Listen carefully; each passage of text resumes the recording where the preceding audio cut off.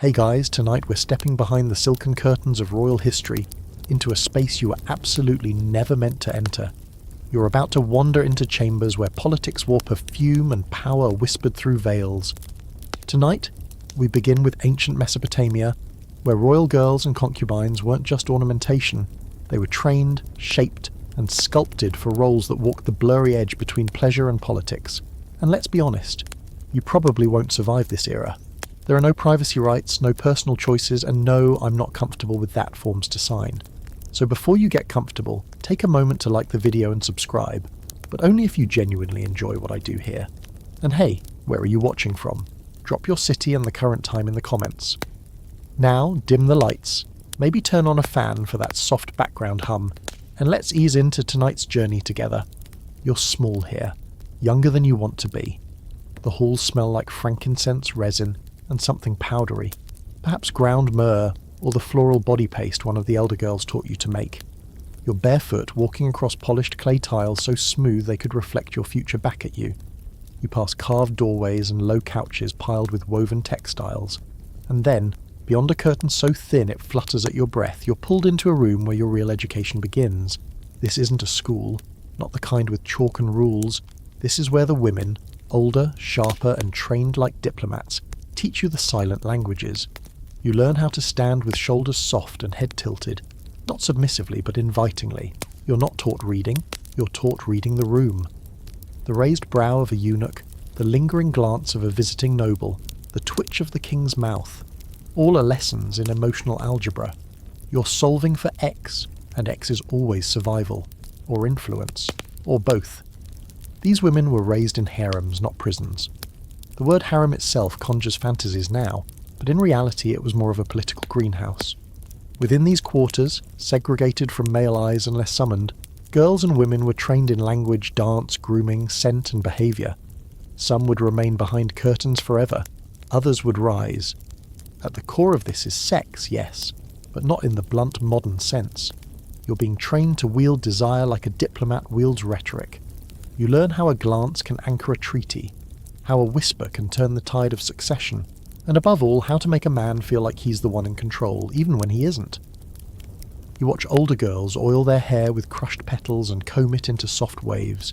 You learn how to scent your wrists so that even a wave goodbye leaves a trail behind. You're taught the language of scent long before you're taught anything else. Amber for mystery, rose for innocence, musk for something you're not supposed to understand yet, but you will. At night you sit in a circle of aloe lamps. A teacher, an older concubine who was once the favourite, tells you about posture. No elbows on knees, she says gently but firmly. Heels together, back soft, not stiff. You're not a statue, you're a suggestion. You don't know what that means yet, but you file it away. And yes, there are lessons in the erotic. The temple girls in the house of Ishtar, those mysterious priestesses you heard about from a maid, sometimes visit to teach certain arts. But it's spiritual, they say, sacred. You're not just learning to touch, you're learning how touch can be holy, powerful, disarming. You don't giggle, even though you want to. The mood is too serious. The girls who laugh don't stay long. One of the girls, the one with the darkest eyes you've ever seen, tells you that sometimes power flows backward. If he wants you, you get things, she says, examining her polished fingernails. But if he loves you, you get everything. She's not wrong. The Queen Mother rose this way through silken wit. Everyone knows it. No one says it. Quirky fact. There are coded embroidery patterns here. Some stitches in a girl's robe hint at her skills, preferences, or status within the harem. You're told never to wear a lotus unless you've been chosen. One girl forgets, and she's gone the next morning. No one talks about it. Her perfume lingers for days. At the edges of all this training you glimpse the scribes. Men in long robes, eyes cast down, recording everything for the palace archives. They're not supposed to look at you, and yet, you feel their gaze. You ask your mentor, and she tells you softly, even the ones who don't touch will write your life. Be careful what story you let them tell. Some scholars debate how extensive this training really was. Were all royal girls taught the same seductive arts? Or were only the elite few groomed for politics, while others were essentially ornamental? The tablets, when we find them, are vague. The stories handed down are half truth, half fable. What is clear, though, is that girls in royal Mesopotamian courts were not left to wander blindly into adulthood. They were curated. You spend hours practicing how to walk across a room without making a sound. You learn to pour wine without spilling a drop. You're taught not just to speak, but when to speak, and how even your silence can speak for you. One hand on your lap, the other near your throat, breathing slowly. The older girls test you, not cruelly, but constantly. And finally, there's the dream you're not supposed to say out loud, that if you do all of this perfectly, if your body becomes a temple and your voice a song, you might be chosen. Not just as a lover, but as a wife, a queen, a mother of kings. Of course, most girls aren't. Most fade into background stories, but you still hold the dream. And tonight you sleep with coal still on your lashes because beauty isn't just performance here, it's protection. The scent of the temple is thicker than the palace, smoke-heavy and sweet, clinging to your skin like a second layer. Tonight, you're brought not to your usual chamber, but to the outer sanctum of the Temple of Ishtar, goddess of love, war, fertility, and the most confusing feelings in your young mind. The torches along the walls flicker like heartbeats, their shadows dancing on the carved reliefs of goddesses mid-embrace, hips swayed, fingers entwined in someone else's fate. This is where the sacred girls train, not for kings or courtiers, but for the goddess herself.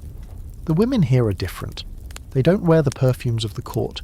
Their scent is earthier, like spices warmed on a brazier, and oils pressed from fruits you can't name.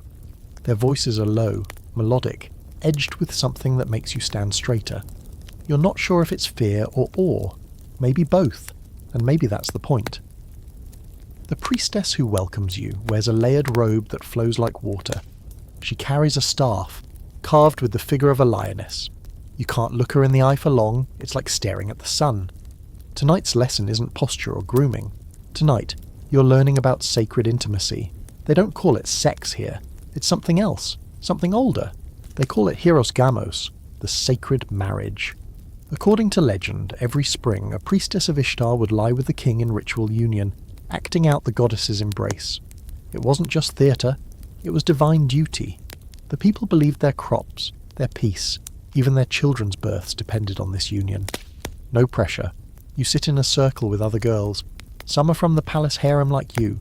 Others belong to the temple, trained from birth to serve Ishtar through body and spirit. They teach you songs, soft, winding melodies in a language older than yours. Each word has multiple meanings, some innocent, some not. You repeat them with care. They tell you that to sing well is to summon both love and luck. You wonder if any of the kings ever really listened to the words, or if they just watched your lips move. One of the more surreal lessons comes from an older temple woman with silver-threaded braids and a face that's both stern and kind. She lays out a set of figurines on a low table. Clay, weathered, some missing limbs. Each one shows a different position, a different kind of closeness.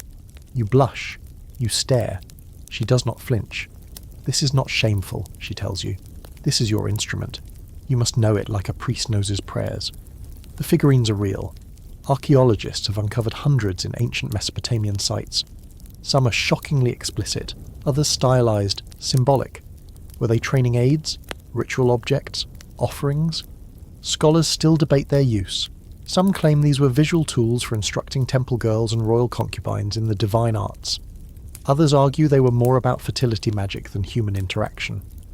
But as the older woman turns the figurines slowly in the firelight, you can't help but feel the truth is both. Or neither. Or something in between. You spend days here. You learn how to mix oils, not just for scent, but for sensation. You're taught how to breathe in rhythm with another person, how to synchronize your heartbeat to theirs through touch and timing. One lesson involves feeding someone with your hands, grapes, figs, dates, without speaking. Let your eyes talk, the instructor says. You try and fail and try again. The other girls giggle, but the laughter isn't cruel. You're all ridiculous and brave and terrified together. Quirky fact. Ishtar was often depicted with lions and doves, two animals at opposite ends of the temperament scale. One devours, the other coos. The priestesses say that you too must learn when to be each. A royal girl must be a dove in the courtyard, a lioness in the bedchamber, one of them tells you. The phrase stays lodged in your mind like a thorn or a blessing. Maybe both.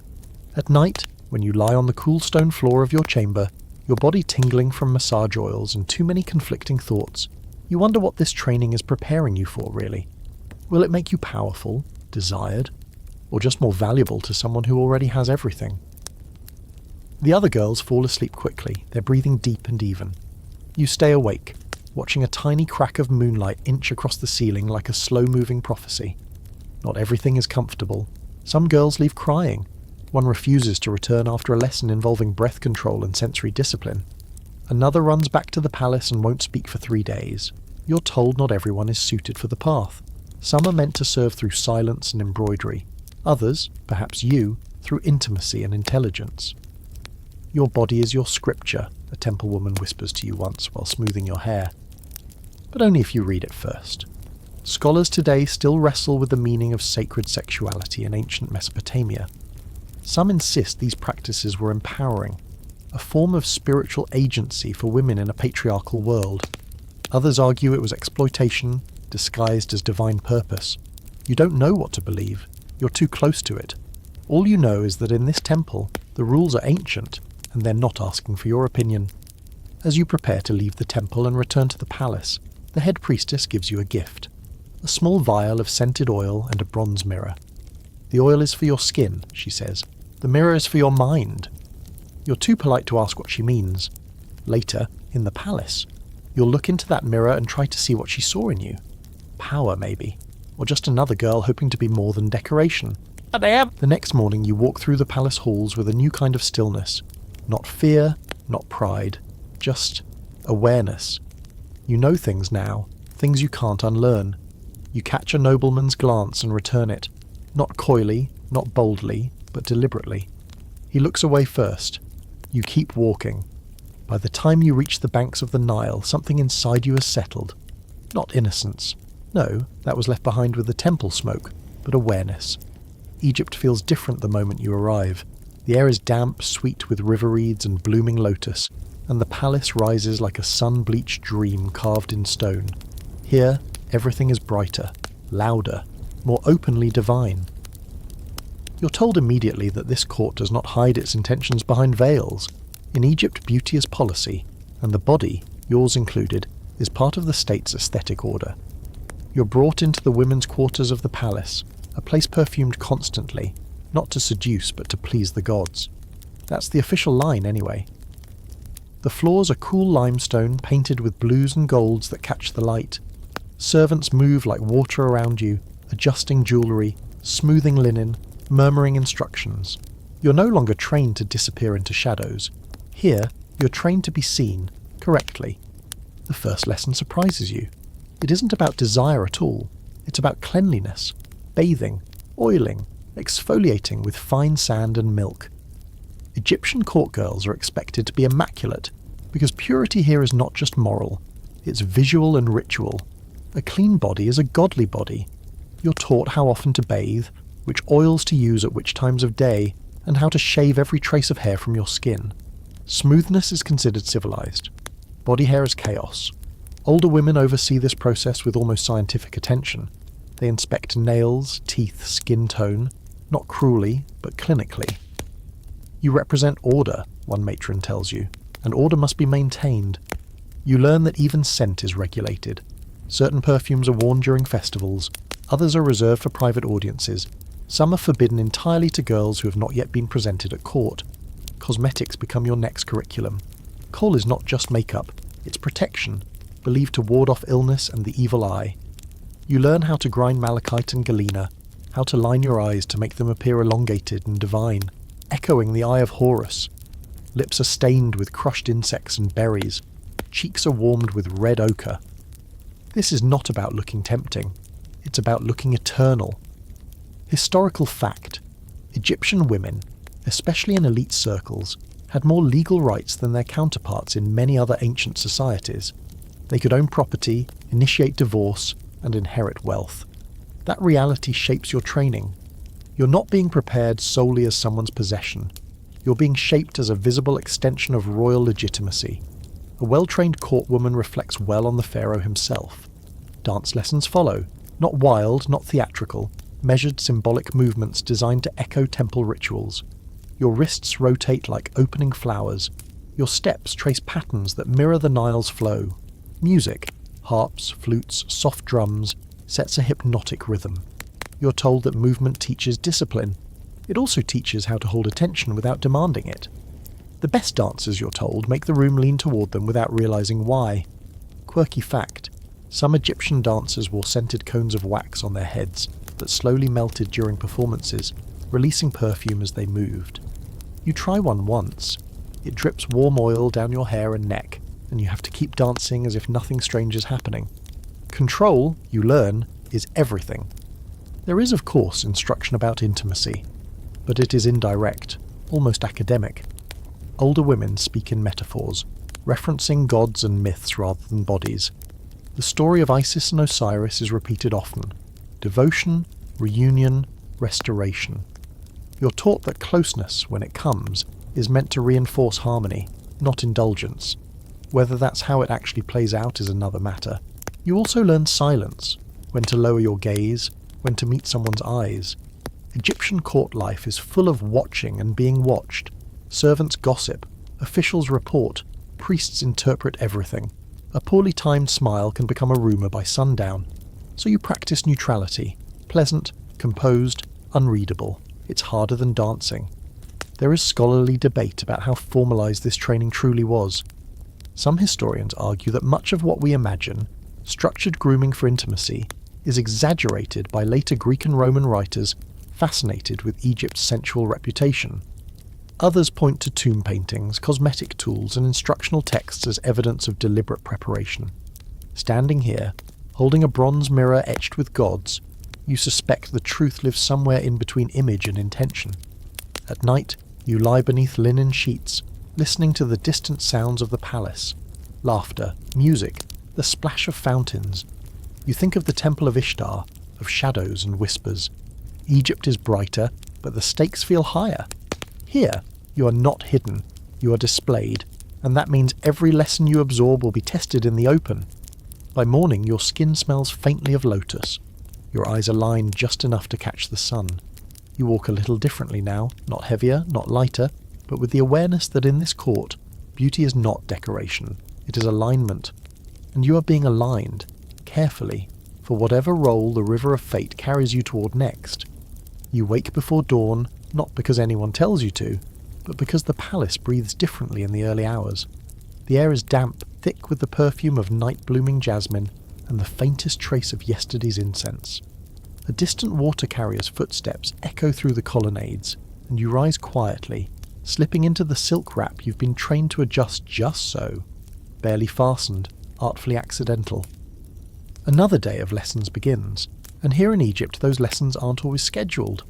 Sometimes they arrive in glances, in pauses, in the space between one sentence and the next. This morning's instructor isn't the usual polished court matron.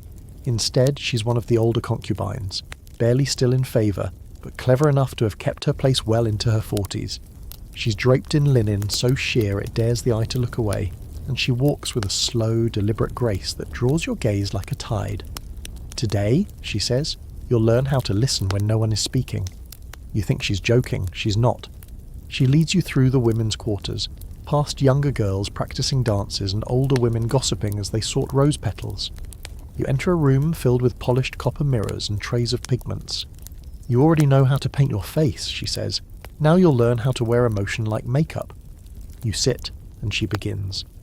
You must know when to smile, not for joy, but for strategy. You must learn to frown with just your eyes when he offends you. Raise one brow when you're intrigued, both when you're annoyed, but never too high. Too high means hysteria, and they fear that more than rage. She leans in, inspecting your expression like a sculptor working clay. No teeth when you smile. Innocence, not hunger. You think you've already learned these things, but not like this, not with this level of precision. You begin to understand that the royal court isn't a place where people act naturally. It's theatre. Every gesture, every look is a performance designed to survive, seduce, or both. You're no longer simply a girl in training. You're an actress studying the role of a lifetime, one you may have to play until your dying breath. Later you're brought to a private garden, walled, quiet, almost forgotten. This is where one of the older princesses lives now. She was once a favourite, they whisper, until she wasn't. She tends to herbs and birds now, speaking rarely but watching everything. You're told she's going to teach you poetry, not to write it, to recite it, to make it live inside your voice. She chooses verses by court bards, some gentle, some erotic, some devastating. A girl who can read the right poem at the right moment, she says, is more dangerous than one with a dagger. You sit on soft cushions and practice the cadence of your voice. She corrects you when your tone is too bright, when your pauses are too short. You're rushing, she scolds gently. Seduction is never in a hurry. The fringe detail. Some poems in ancient Egypt were tattooed discreetly on women's bodies, lines of love or praise or desire inked along the ribs or thighs, hidden under linen, revealed only in intimacy. You hear rumours of one dancer whose inner thigh bore a verse that made a general weep. You're never told exactly what it said, which of course makes it more powerful. Your days blur into rhythm, dance, diction, silence, scent. Some lessons are repeated until your muscles ache. You're corrected when your hands tremble while pouring wine. You're praised when you hold a glance a second longer than is comfortable. This is how you become fluent in a language with no words, and yet there are still rules. Some things are never taught directly. You ask one night, softly, cautiously, about what happens after a girl is chosen. The woman you ask stiffens. That is not a lesson, she says. That is an event. You survive it as you survive everything else. Then she turns back to her embroidery, and you know not to press further. One night you're summoned to a private banquet, not as a participant but as an observer. You sit behind a screen, unseen, watching noblewomen and concubines entertain visiting dignitaries. There's music, soft laughter, the clinking of wine cups. One girl dances while balancing a bowl of lotus blossoms on her head. Another recites a verse that makes a man clutch his chest in faux agony. And yet another simply sits, silent, sipping from her goblet, her eyes doing all the work. She's the one they watch the most. Scholars still argue about the Egyptian harem system, how it functioned, how much autonomy the women had, how real their influence was. Some claim that behind every pharaoh was a woman who pulled strings he didn't even know existed. Others insist it was just ceremonial, that women were there to look beautiful, bear sons, and stay quiet. But you've seen too much to believe in silence now. You've heard the poetry, seen the glances, learned the way a single breath can shift the power in a room. By now you've mastered the art of sitting still with purpose. When you walk, you glide. When you speak, you lower your voice. One of the senior women compliments your restraint, which in this world is the highest praise. You're told you may be presented to the court soon. You say nothing, but inside, a tide rises. The final lesson of the day comes just before bed, and it's whispered by a girl barely older than you, recently chosen, still radiant from the attention but trembling underneath. She leans close and says, "Don't forget who you are before you're touched. Remember that version. You'll need her later." You lie awake for a long time that night, eyes tracing the flickering shadows on your wall, wondering how many of the girls in this palace remembered themselves, or if they became only what the court trained them to be, beautiful reflections with no voice of their own. It's morning again, and now the sky feels wider, the sun less curious. You've begun to understand that palace life is not a straight path. It coils, loops, and folds back on itself like a snake beneath silk. One day, you're praised for stillness. The next, scolded for not being vivid enough. You live between contradictions. Be modest but unforgettable. Be pure but aware. Be obedient but never dull. And now, you're being sent westward, across the Mediterranean, into a world where girls learn these things differently. Athens is calling. You expect marble and you get it. White, polished, gleaming. But what you don't expect is how little space women are allowed to take up. Here, femininity is tightly controlled, boxed behind wooden doors and heavy curtains. Athenian noble girls are raised in the women's quarters of the oikos, the household, far from male eyes, far from anything resembling courtly performance. Their lives are structured around weaving, cooking, and, mostly, waiting. The silence here is not ceremonial, it's survival. You're introduced to a young woman not much older than you, dressed in layered linen, hair braided like ivy vines. She welcomes you with polite reserve. This is her life, and you're here to learn its edges. She explains that in Athens, being too visible is considered a failure of breeding. The more they see you, she says with a shrug, the less they want you. Your training shifts dramatically. You're no longer practicing seduction, but restraint. You watch how Athenian girls lower their eyes, speak only when addressed, and never linger in a room where a man might enter. It's frustrating. You feel yourself fading like a flower pressed between pages. But then, one evening, she shows you the hidden part. There's a story passed quietly between girls here, told in hushed tones while combing each other's hair. It's about Aspasia, not a wife, not even Athenian, but a courtesan, a hetairai. And unlike most women, she was educated, witty, admired. She even lived with Pericles, the most powerful man in the city. Some say she debated philosophers. Others say she ran a salon of women too smart to be wives. Suddenly the cracks in this rigid world become doorways. You begin to hear about the hetairai, a separate class of women trained in art, philosophy and conversation. They attend symposia, reclining beside poets and generals, offering not just beauty but intellect. They are not wives, they are not property, they are something else, something feared and envied in equal measure. You don't meet one directly, of course, that would be scandalous, but you catch glimpses, and your imagination stitches the rest together. You ask your host if she ever considered that path. She pauses, the comb frozen mid-stroke. We're not raised to choose, she says, we're raised to accept. But her voice lingers on the word choose, as if it tastes better than the rest. The city outside the household is alive with movement. Men gather in the agora, argue in the assembly, drink wine in private gatherings you'll never be allowed to attend. The only time you see one up close, he doesn't look at you directly. You realise your training here isn't about preparation, it's about disappearance. And yet, there's something subversive happening. You start to notice the coded language in the girls' weaving patterns, meander motifs that twist endlessly, eyes that wink from amphory. The domestic sphere is not dead, it's just quiet. And inside that quiet, girls learn their own kinds of power. Not overt, not spoken, but there. Historical fact. In classical Athens, girls married young, often around 14, to men twice their age or more. Their virginity was treated as a literal transaction, and dowries were discussed like livestock. But unlike the sacred sexuality of Mesopotamia, or the polished performance of Egypt, Athenian girls were taught to be invisible until the wedding day. And even then, they were expected to fade further into their husband's world, a shadow behind his public image. Still, fringe stories survive, of women who broke the mould. There's the tale of Phryne, the famed courtesan who was so beautiful that when accused of impiety, she simply disrobed in court and was acquitted. Not because she argued well, but because her body was considered a divine argument on its own. You try to imagine that kind of confidence, or that kind of power. There's debate among scholars about how separate Athenian women's lives truly were. Some suggest that lower-class women had far more freedom, working in markets, managing businesses, while elite girls lived in decorative exile. Others argue that we've romanticised the hetairai too much, turning them into proto-feminist icons when in reality, they too were often at the mercy of the men who funded their lives. But again, standing here, weaving yet another patterned border, you suspect both stories hold truth. Your training here is quieter, more mental. You're learning how to be forgettable when necessary, how to carry intelligence folded within submission.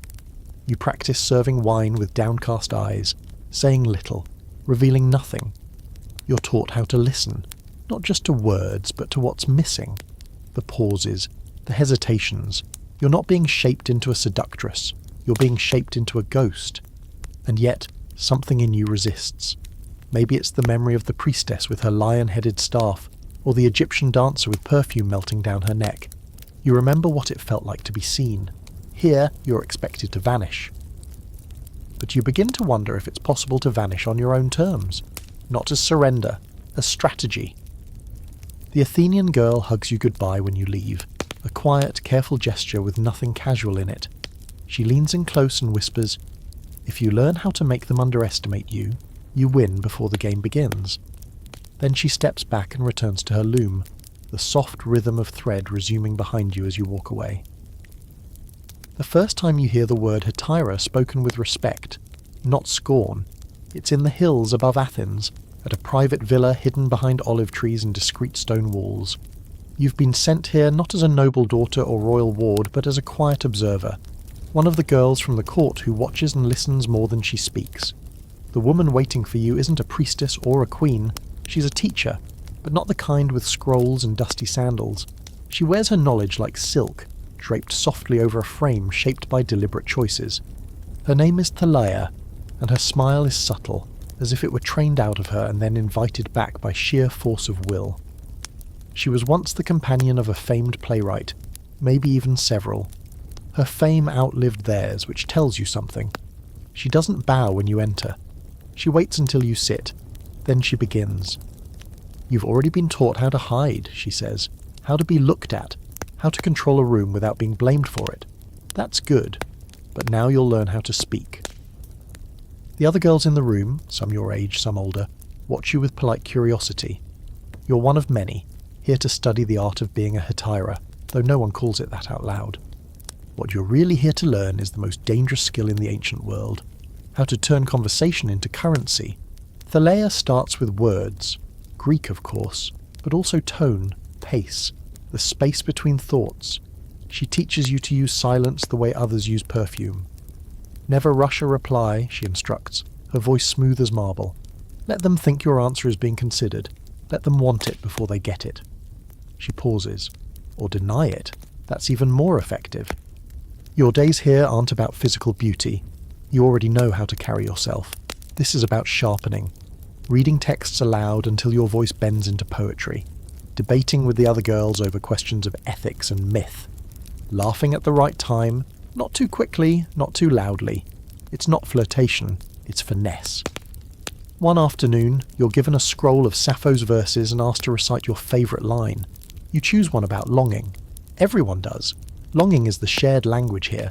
The woman across from you, taller, older, sharp-eyed, recites the same line but emphasises different syllables. It changes everything. Now do it as if you're in love, Thalia says. You do. Now as if you're lying. You try again. Now as if you're bored. The room erupts into quiet laughter. You're starting to see how much power lives in delivery. Quirky fact. Some hetairai were paid not in coins, but in land, jewels or political favours. Their influence reached far beyond the bedroom, into courtrooms, theatres, even war councils. You learn about one woman, Lais of Corinth, who charged so much for her company that only the wealthiest men could afford her, and even they were often turned away. She once refused a general, then wrote a poem about his ego. It ruined him. There's an open debate among the girls about the line between education and transaction. One asks Thalia, if we're so intelligent, so respected, why can't we vote? Why can't we own citizenship? Thalia's answer is quiet but firm. Because you can move power without holding it. Because your power is deniable. That's what makes it dangerous. The room goes still. You write it down in your mind. You begin to understand how the best hetairai aren't merely companions. They're mirrors, showing powerful men the version of themselves they most want to see. You practice telling stories where your questions are more important than your answers. You learn how to ask, "And what did you do?" in 17 different tones. Each tone implies something different. Each tone tells a man who he is, without telling him anything at all. There's a quiet night when Thalia shares her own first lesson. She was barely 13, called to a banquet where older girls had taught her everything. How to serve wine, how to smile without showing teeth. But she didn't speak. Not once. At the end of the night, one man leaned in and said, "She listens like a widow." He gave her 3 silver rings. That's when I knew silence was the most expensive thing I owned. Outside the villa, Athens is still buzzing with rhetoric and revolution, philosophers asking questions no one wants real answers to. But here, in the hush of twilight under olive trees, you're learning that philosophy doesn't only happen on marble steps. It happens between 2 people, in a garden, in the dark, with a jug of wine and a game of unspoken truths. Some scholars today argue that the romanticized image of the hetaira is just that, romanticized.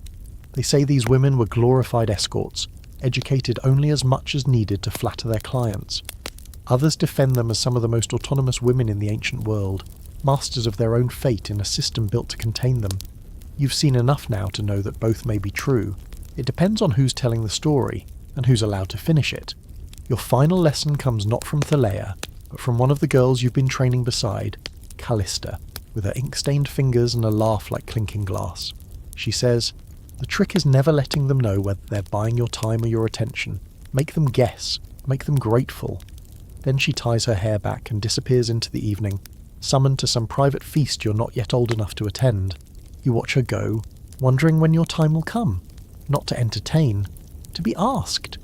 To be chosen not for obedience or beauty, but for the rarest trait of all, intrigue. The wind changes. You feel it before the boat even docks. Rome doesn't rise out of the earth the way Athens did. It surges, chest out, teeth bared, all marble and ambition.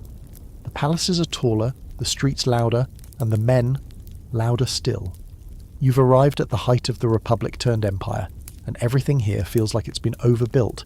Statues too tall, appetites too large, egos far too swollen to fit inside a single man. But that doesn't mean there isn't room for you. It just means you have to be sharper, quieter, and paradoxically more dangerous than ever before.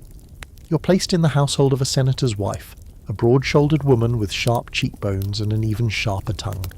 She sizes you up immediately, not with cruelty, just calculation. You're a new piece in her domestic strategy, one more girl to be shaped into something respectable, useful, and, if the gods are generous, marriageable. You learn quickly that Roman girls are trained not for delight but for duty. Here everything begins with pudicitia, that Roman ideal of modesty and sexual virtue. Virginity isn't just preferred, it's a public matter, a performance of civic morality. Your hymen, they imply, belongs to the state. You're a symbol before you're even a person. Chastity is armour, the senator's wife tells you, not just against shame, but against being forgotten. You nod, even though you're starting to suspect it's also a kind of leash. Your training revolves around appearances, how to dress in stoli that drape with studied effortlessness, how to veil your hair just enough to hint at your modesty without hiding your beauty. You're taught to walk slowly, speak softly, and laugh even more softly than that. One wrong giggle could change your marriage prospects entirely. That's not hyperbole, it's a daily threat. But beneath the marble columns and virtue rhetoric, there's a strange duplicity at play. Because while noble girls are taught to be paragons of restraint, the world around you is anything but restrained.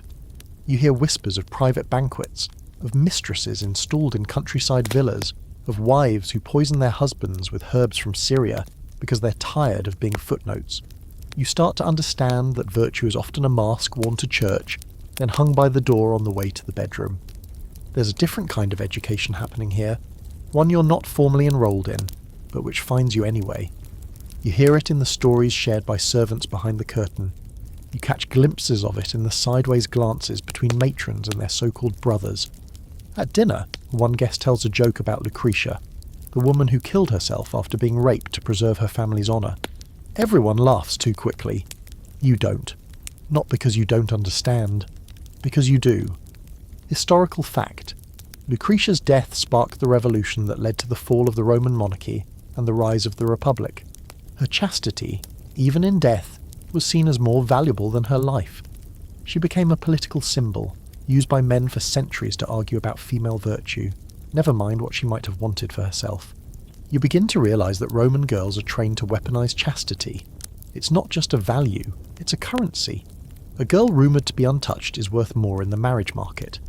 Dowries inflate based on whispers. Your name becomes a kind of stock, rising or falling with every stolen glance or unguarded moment. But even here, there's a secret undercurrent. Some girls are prepared differently, not for marriage, but for manoeuvring. These are the ones born to power, daughters of emperors, sisters of generals. They're trained to smile sweetly at statues while counting the real weapons in the room. One of them, Livia, yes, that Livia, is talked about in hushed tones. Wife of Augustus, mother of emperors, suspected poisoner of rivals. You learn that she wasn't just trained to be a wife, she was trained to be irreplaceable. There's a moment you'll never forget. A private lesson, just you and the senator's wife. She closes the door, pours herself a goblet of wine and says, "What I'm about to teach you, you won't find in any scroll." She teaches you how to write a love letter, but not to send it. No, the goal is to have it found. Misplaced, accidentally, discovered by the right person, read and reread, until it becomes a rumour with its own momentum. Seduction, she says, begins in the mind, but scandal? That's where power blooms. Quirky fact. Some Roman women trained their slaves to memorise romantic verses and recite them aloud as they passed by potential lovers. It was flirtation by proxy, a performance of longing that allowed plausible deniability. You try it once, and though the man doesn't turn his head, you see his ears pinken. That's enough. Scholars still debate how much agency Roman noblewomen actually had. Some argue they were merely symbolic tools, valuable only for their wombs and connections. Others point to letters, wills, and inscriptions that hint at private influence, quiet manipulation, and even direct political manoeuvring. You start to see the invisible web behind the togas, the ones spun by women who never got statues but pulled the strings that moved them. Your days continue in a rhythm of restraint, embroidering with tiny, perfect stitches, attending temple ceremonies with your veil just right, and smiling at boys you're told are good matches. You meet one, Marcus, a son of some senator, dull as wet parchment, and practice the art of pretending to care about aqueducts. He holds your hand like it's a scroll he's afraid to tear, and yet a small part of you begins to enjoy the game. Not the pretending, but the knowing. You understand the stakes, you understand the performance, and you start to get good at it. You laugh at the right moments, blush on cue, withdraw just enough to be pursued but not enough to seem cold. It's exhausting. It's intoxicating. It's everything they told you to be and none of who you really are. One night, a maid slips into your room and hands you a small bronze mirror, polished to near perfection. "From the mistress," she says. On the back is etched a single word, memory. I remember. You don't know what it means at first, but later, staring into your own reflection, you realise this training, this performance, this weaponized purity, it all comes down to remembering who you were before the marble walls and embroidered lies, remembering what you choose to become despite them. The banquet begins before sunset, but you can already feel the heat rising like steam from the stone floors, carrying with it the scent of citrus, roasted meat, and wine spiced until it bites. You're not a guest, not officially, but you're dressed like one. A borrowed stola, a woven belt cinched to hint without revealing, your hair arranged to look like you woke up perfect. You did not. 3 women twisted, coiled, and pinned it for nearly an hour, and now, with a silver cup in your hand and your sandals barely making a sound, you're learning what no scroll or tutor has yet taught you. How Roman girls are truly prepared for life beyond the curtained confines of home, when the training stops being a lesson and becomes a performance. This isn't an ordinary dinner, it's a convivium, a party of politics and pleasure, half statecraft, half theatre. You're placed just outside the inner circle, seated between 2 women who pretend not to know each other. Across the room, a nobleman with a jaw like carved marble stares too long at a serving girl. A bard strums a lyre. A juggler drops a cup and gets laughed at. Everything is staged, even the chaos. You watch carefully. This is your first real chance to see the rules of your training in motion. One girl, barely older than you, leans into her partner, her fingers trailing the rim of her wine cup with such subtle rhythm you'd miss it if you blinked. Another one, seated farther away, laughs too loudly at a senator's joke, then quickly folds herself into silence. You mark her as inexperienced. It's always the laughter that betrays the new ones, and then you see her, a woman who looks like she belongs in a fresco, reclining on a cushion with perfect stillness. She's older, 30, maybe more, and her face is unreadable, but the way the room orbits around her, how men and women both seem to glance in her direction before speaking, tells you everything. She's not married, at least not anymore, that's what the whispers say. And yet, she holds power in the way she lifts a fig to her mouth, slowly, deliberately, like time itself obeys her. You ask quietly who she is. The woman beside you leans in. That's Domitia, once a mistress, now a broker of favours, knows every secret in Rome. She can ruin a man with a look. She says it like a warning, but you hear it like a goal. As the evening deepens, the line between behaviour and flirtation begins to blur. Some of the women present as wives, dressed in conservative folds and stiff gold. Others, possibly mistresses or courtesans, wear brighter dyes, softer fabrics, and looser laughter. You start to realise that Roman court training was never about making a girl pure. It was about making her adaptable. One face for the forum, another for the feast. Historical fact. While Roman society outwardly glorified modesty, Roman banquets were famously decadent. They often included drinking games, erotic poetry recitals, and private performances that blurred lines between art and arousal.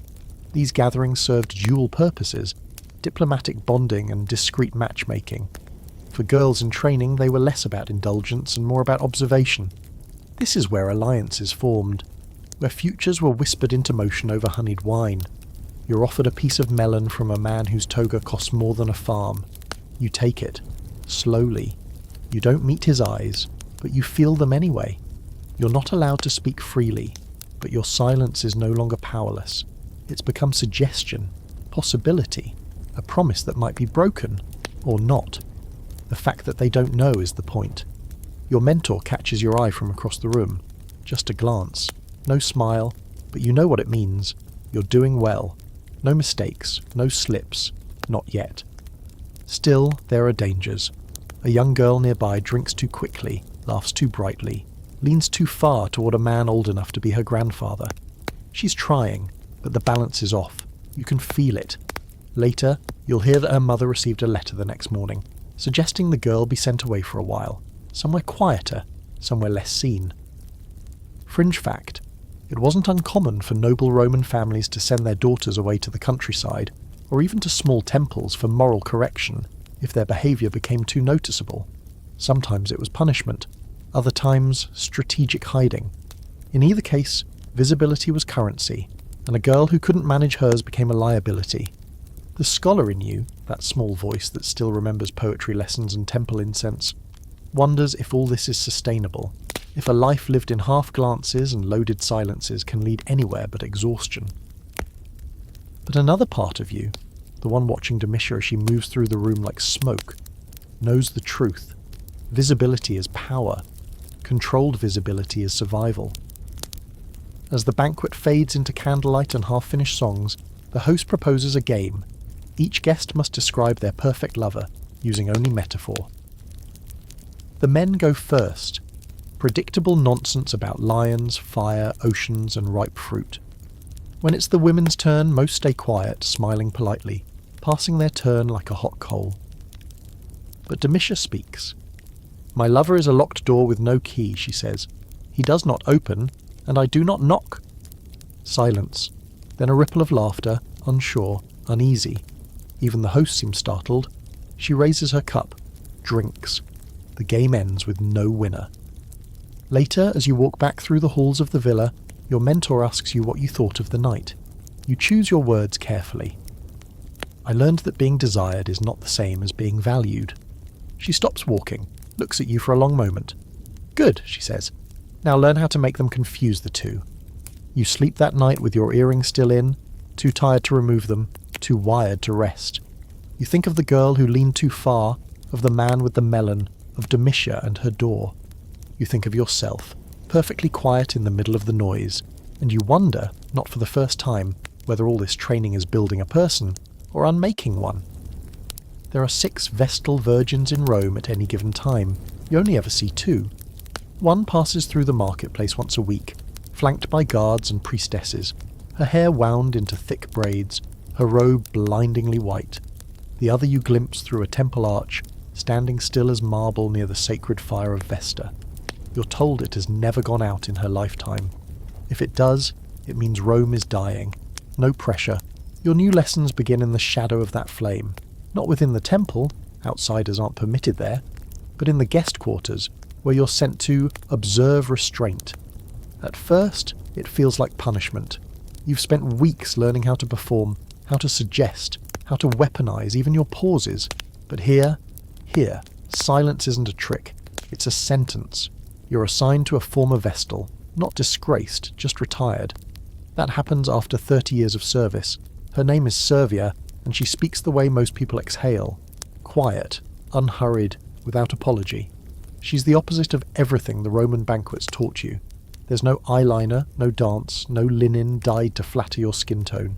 Just long hours of sitting, kneeling, and learning how to be still without wanting to scream. The Vestals, Servia explains, are chosen before puberty. Their entire education is abstinence. Not just from sex, but from vanity, ambition, noise, spontaneity. Their bodies are sworn to the goddess, their presence required for major state rituals, and their punishment if they ever break their vow is brutal. Live burial. No exceptions. Historical fact. If a Vestal Virgin was found to have violated her vow of chastity, she was buried alive in a chamber with a loaf of bread and a lamp. Technically not executed by the state, since no one could spill the blood of a sacred woman. This loophole made the whole thing even more terrifying. You can't stop thinking about that lamp flickering in the dark. Servia says she never broke her vow. You believe her. There's something in her gaze, detached, patient, immune to flattery, that tells you she survived the system by becoming something colder than fear. You don't envy her, but you respect her. Still, she teaches you. Not with poetry or music, but with quiet rituals. How to light a lamp without spilling oil. How to enter and exit a room without drawing attention. How to wait without fidgeting. To sit in perfect posture for an hour without letting your mind betray you. These things sound pointless until you realize they're tests of control. You're learning to own yourself, not for others, for you. One day she places a small mirror in your hand, not for makeup. Look, she says, you do. Now sit until you no longer react to what you see. That takes longer than it should. There's a strange freedom in this restraint. Without perfume, no one comments on your scent. Without jewellery, no one asks your worth. Without speaking, you're not expected to entertain. For the first time in weeks, you find yourself thinking instead of performing, remembering, processing. And under all the layers of practice and polish, you find a girl who still wants to know things, wants to be something. And yet, despite the calm, there are rules you must never break. Vestals are sacred, yes, but also watched. You learn quickly that too much curiosity is dangerous. One afternoon, you ask Servia if she ever missed being touched. She doesn't answer. She just stands up and leaves the room. You don't see her for 2 days. Quirky fact. Vestals had seats of honour at gladiator games and public events, and even the emperor was expected to treat them with respect. But some records suggest they were also used as political pawns, forced to testify in trials or bless marriages they didn't support. Their purity was a tool wielded by others. Revered, yes, but rarely free. You meet a senator's daughter, briefly, who once begged her family to send her into the temple just to escape marriage. They said no.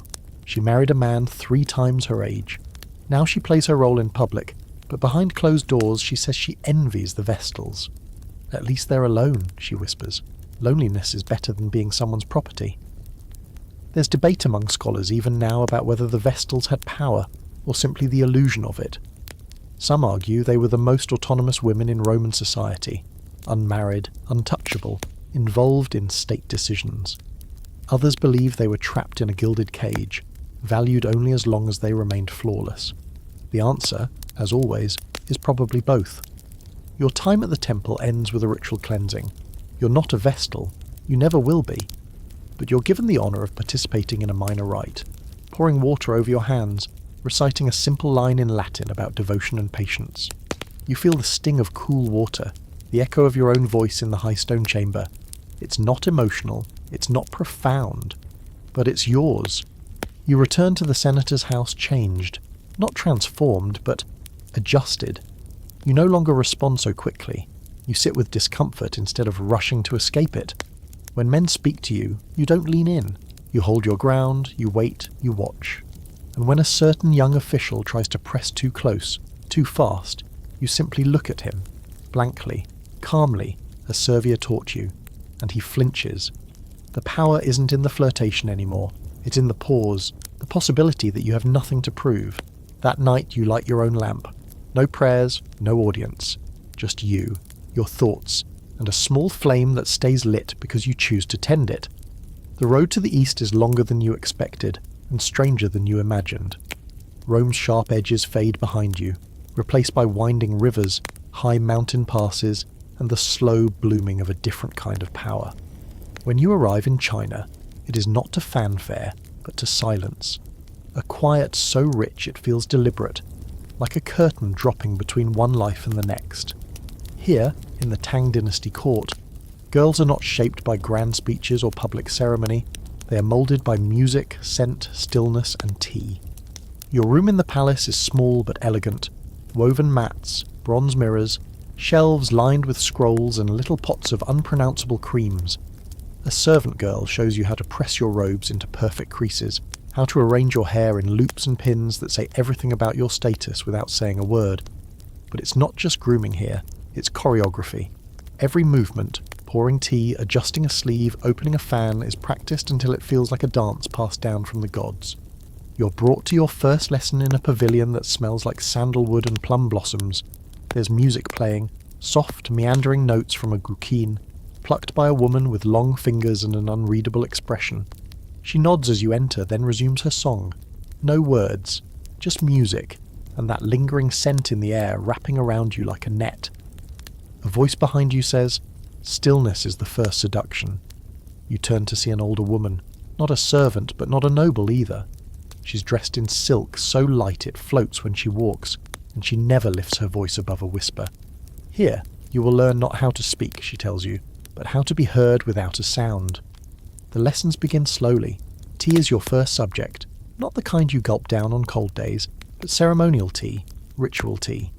You learn to warm the pot, rinse the cups, steep the leaves precisely. The act of serving becomes a performance, a conversation without words. In this court, tea is not just refreshment, it's symbolism.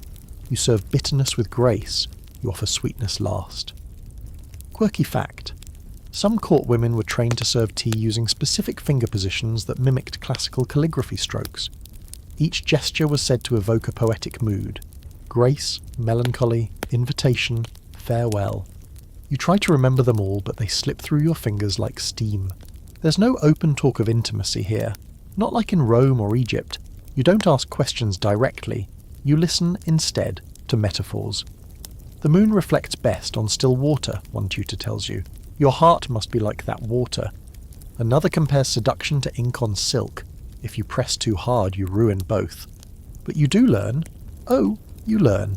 How to make eye contact that lingers just one heartbeat too long. How to bow so that the nape of your neck is exposed. Subtle, intentional, never clumsy. How to hold a fan not to cool yourself, but to reveal or conceal your expression. Every gesture becomes loaded, every glance a message with 5 possible meanings. You become fluent in silence. Historical fact.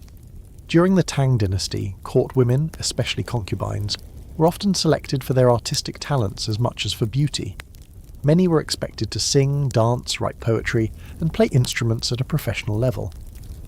The emperor's court was not just a political space. It was an artistic one, where sensuality and performance blurred into diplomacy. You begin lessons in poetry. Not writing, not yet, just recitation. You read the poems of Li Bai and Du Fu aloud in the garden, learning how to let your voice fall like mist or rise like wind. You're told to match your tone to the poem's meaning, and then, when you're better, to sing the opposite. Say sorrow with a smile, longing with serenity. Your words become mirrors that reflect, distort, or hide. And then, of course, there's scent. Perfume here is an art form. You're introduced to a room filled with burners, oils, and pressed powders. The mistress of fragrance shows you how to blend resins and dried petals, how to scent a scroll or a sleeve so subtly that someone only notices when they've already leaned too close. She smiles when you ask if this is meant for seduction. Seduction, she replies, is a side effect. Awareness is the goal. There's debate among historians about whether Tang concubines were truly influential or simply decorative. Some point to powerful women like Yang Guifei, one of the emperor's favourites, who was blamed for political instability and ultimately executed. Others argue that women like her had no real power, only the illusion of it, until that illusion cracked. You walk a fine line between those versions every day. The woman who teaches you music also teaches you breath. Not in the practical way, but in the emotional sense. She sits beside you, playing slow notes, and instructs you to breathe in time with the melody. When you master your breath, she says, you master your presence. You ask if the emperor will ever hear you play. She answers only, someone will. One afternoon a scholar passes by your lesson, pausing to listen as you read a Tang poem about forbidden love. He doesn't say a word, but he lingers. You don't smile, you don't even look up, but you know. The tutor nods slightly. You pass the test. Still, there's danger in being too noticed. One of the girls, older, clever, proud, writes a poem that spreads too fast. It's traced back to her, a metaphor too sharp about longing, too pointed in its timing. She disappears overnight. Her room is empty by dawn. No one speaks of her again, but her scent still lingers in the doorway, warm and floral. You finish your tea lessons with a quiet ceremony. No applause, no announcement. Just you, a small clay pot, and a man who watches you serve with calm intensity. He says nothing, only nods when the final cup is poured. You don't even learn his name. But after that day, the servants start referring to you differently. Not as girl, but as pupil. It's a small shift. Monumental. You fall asleep that night with jasmine in your hair, your fingertips stained faintly with ink and tea. You dream of scrolls unrolling, fans unfolding, and words floating just out of reach. And somewhere in the dream, a voice says, "The most powerful woman is the one who moves without being seen." You wake before dawn and begin again. It starts with a fan. Not a practical one for cooling your face in the heavy heat, but a painted one, silk stretched across slender bamboo ribs, handed to you with both care and ceremony. Hold it as if it knows your secrets, your tutor tells you. She doesn't smile when she says it, and you believe she means it literally. In the Tang court, every object becomes a vessel for suggestion. The fan becomes your mouth. The fan becomes your shield. And as you'll soon discover, the fan becomes your weapon. Your training now shifts from the foundational into the fluid. Less about what you learn and more about how you apply it. You're no longer the newest girl in the garden. Another has arrived, shy and slow, eyes darting to your hands when you pour tea. You've become the reference point. Not quite the master, but the one others now try to imitate. It's flattering. It's also pressure. You can feel the court watching more closely now, not with cruelty, but with calculation. Today's lesson is called gesture, but it quickly reveals itself to be something far more layered. You're taught how to angle your chin during a bow to show deference, or dominance depending on degree. How to hold your fan slightly askew when someone displeases you. How to flick your sleeve when entering a room to signal confidence without seeming proud. The detail is maddening. You redo one movement 12 times before it passes. Your instructor simply says, "When you make it look natural, you're ready." And then there's walking. You thought you knew how to walk. You did not. You're shown how to drift, not march. How to time your steps so that your arrival in a doorway aligns with a lull in conversation. The trick isn't just entering. It's being noticed without seeming to try. You practice until your feet ache, gliding silently across polished stone, your fan half open, eyes lowered. Too fast, your tutor says. You look eager. Then later, too slow, you look dull. You finally find the pace, somewhere between moonrise and memory. Fringe fact. In the Tang court, women were often forbidden to express desire openly, so they developed a coded language of gestures and accessories. An open fan meant, "I see you," a closed one, "Not tonight." Dropping it, a silent plea for attention. In skilled hands, a fan was an entire conversation. In yours, it's becoming fluent. You're paired one evening with a poetry student. Male, awkward, dressed in robes too new to be believable. He's part of a visiting delegation, here to impress someone, possibly the emperor, but more likely the emperor's court. You're told to serve him tea and offer subtle challenge. That's the phrase your instructor uses. Subtle challenge. You still don't know what it means, but when you sit across from him, something clicks. You ask him a question about his favourite poem. He answers too quickly. Nervous. You smile. Soft, non-committal. He fumbles his cup. You recite the same poem, but change the final line to something darker, sadder. He blinks. You've shifted the tone. You watch him try to catch up. You've won. Not because you said more, but because he didn't expect you to say anything at all. That night your tutor says, "That's what a whisper can do when no one expects it." Historical fact. Women of the Tang Dynasty often held informal salons within the palace walls, gatherings where poetry, calligraphy and music blurred with flirtation and intrigue. Though rarely acknowledged in official records, these salons were crucial social spaces where alliances were formed and rivalries quietly sharpened. Sometimes a well-placed couplet could change a girl's entire future. You're beginning to understand that what you're learning isn't about seduction, not directly. It's about presence, the ability to change the mood of a room by simply being in it. You're taught to sit at a distance that suggests availability, but not eagerness. You're trained to glance without gazing, to compliment indirectly, by comparing a man's poem to a season, his voice to rain, his posture to a willow. Never say what you mean. Wrap it in silk first. One day, a scroll arrives. It's unsigned. A short poem written in precise calligraphy, comparing you to the sound of a bell heard once, then never again. It's not brilliant, but it's intimate. You ask no questions, but keep it tucked inside your robe for 3 days before burning it in the incense brazier. Not because you didn't like it, because mystery has more weight than gratitude here. There's a girl in your class, Yun, who becomes both rival and mirror. She's quieter than you, and possibly more graceful, but lacks your instinct for when to speak. You study each other constantly, sometimes sharing a laugh, other times offering each other veiled critiques disguised as compliments. "Your sleeve work is lovely," she says once, "like a bird learning to land." You respond, "Your tea pouring is perfect, so mechanical."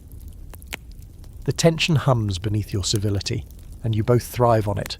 Scholars today still argue whether Tang court girls had real choice in who they served, who they entertained, or who they eventually belonged to. Some texts suggest selections were made by eunuchs or matchmakers. Others claim the most talented women could steer their own fates through skill alone. As you glide through your daily rituals, you begin to believe both are true. You don't choose the game, but you can learn to rig the rules. A rare moment of levity comes during a dance lesson. You're practicing the plum blossom turn, a slow spin designed to echo the falling of petals. You lose your balance and nearly fall. For the first time, your tutor laughs. "Even the blossoms fall," she says, helping you up. But not all of them stay down. The metaphor is obvious. It still works. That evening, you're invited to a salon, not as a servant or student, but as a participant. You bring your guqin, your fan, and your best poem, folded carefully into your sleeve. You don't know who will be there, or what will be asked of you. You only know that you'll need to be perfect, or at least close enough to pass for it.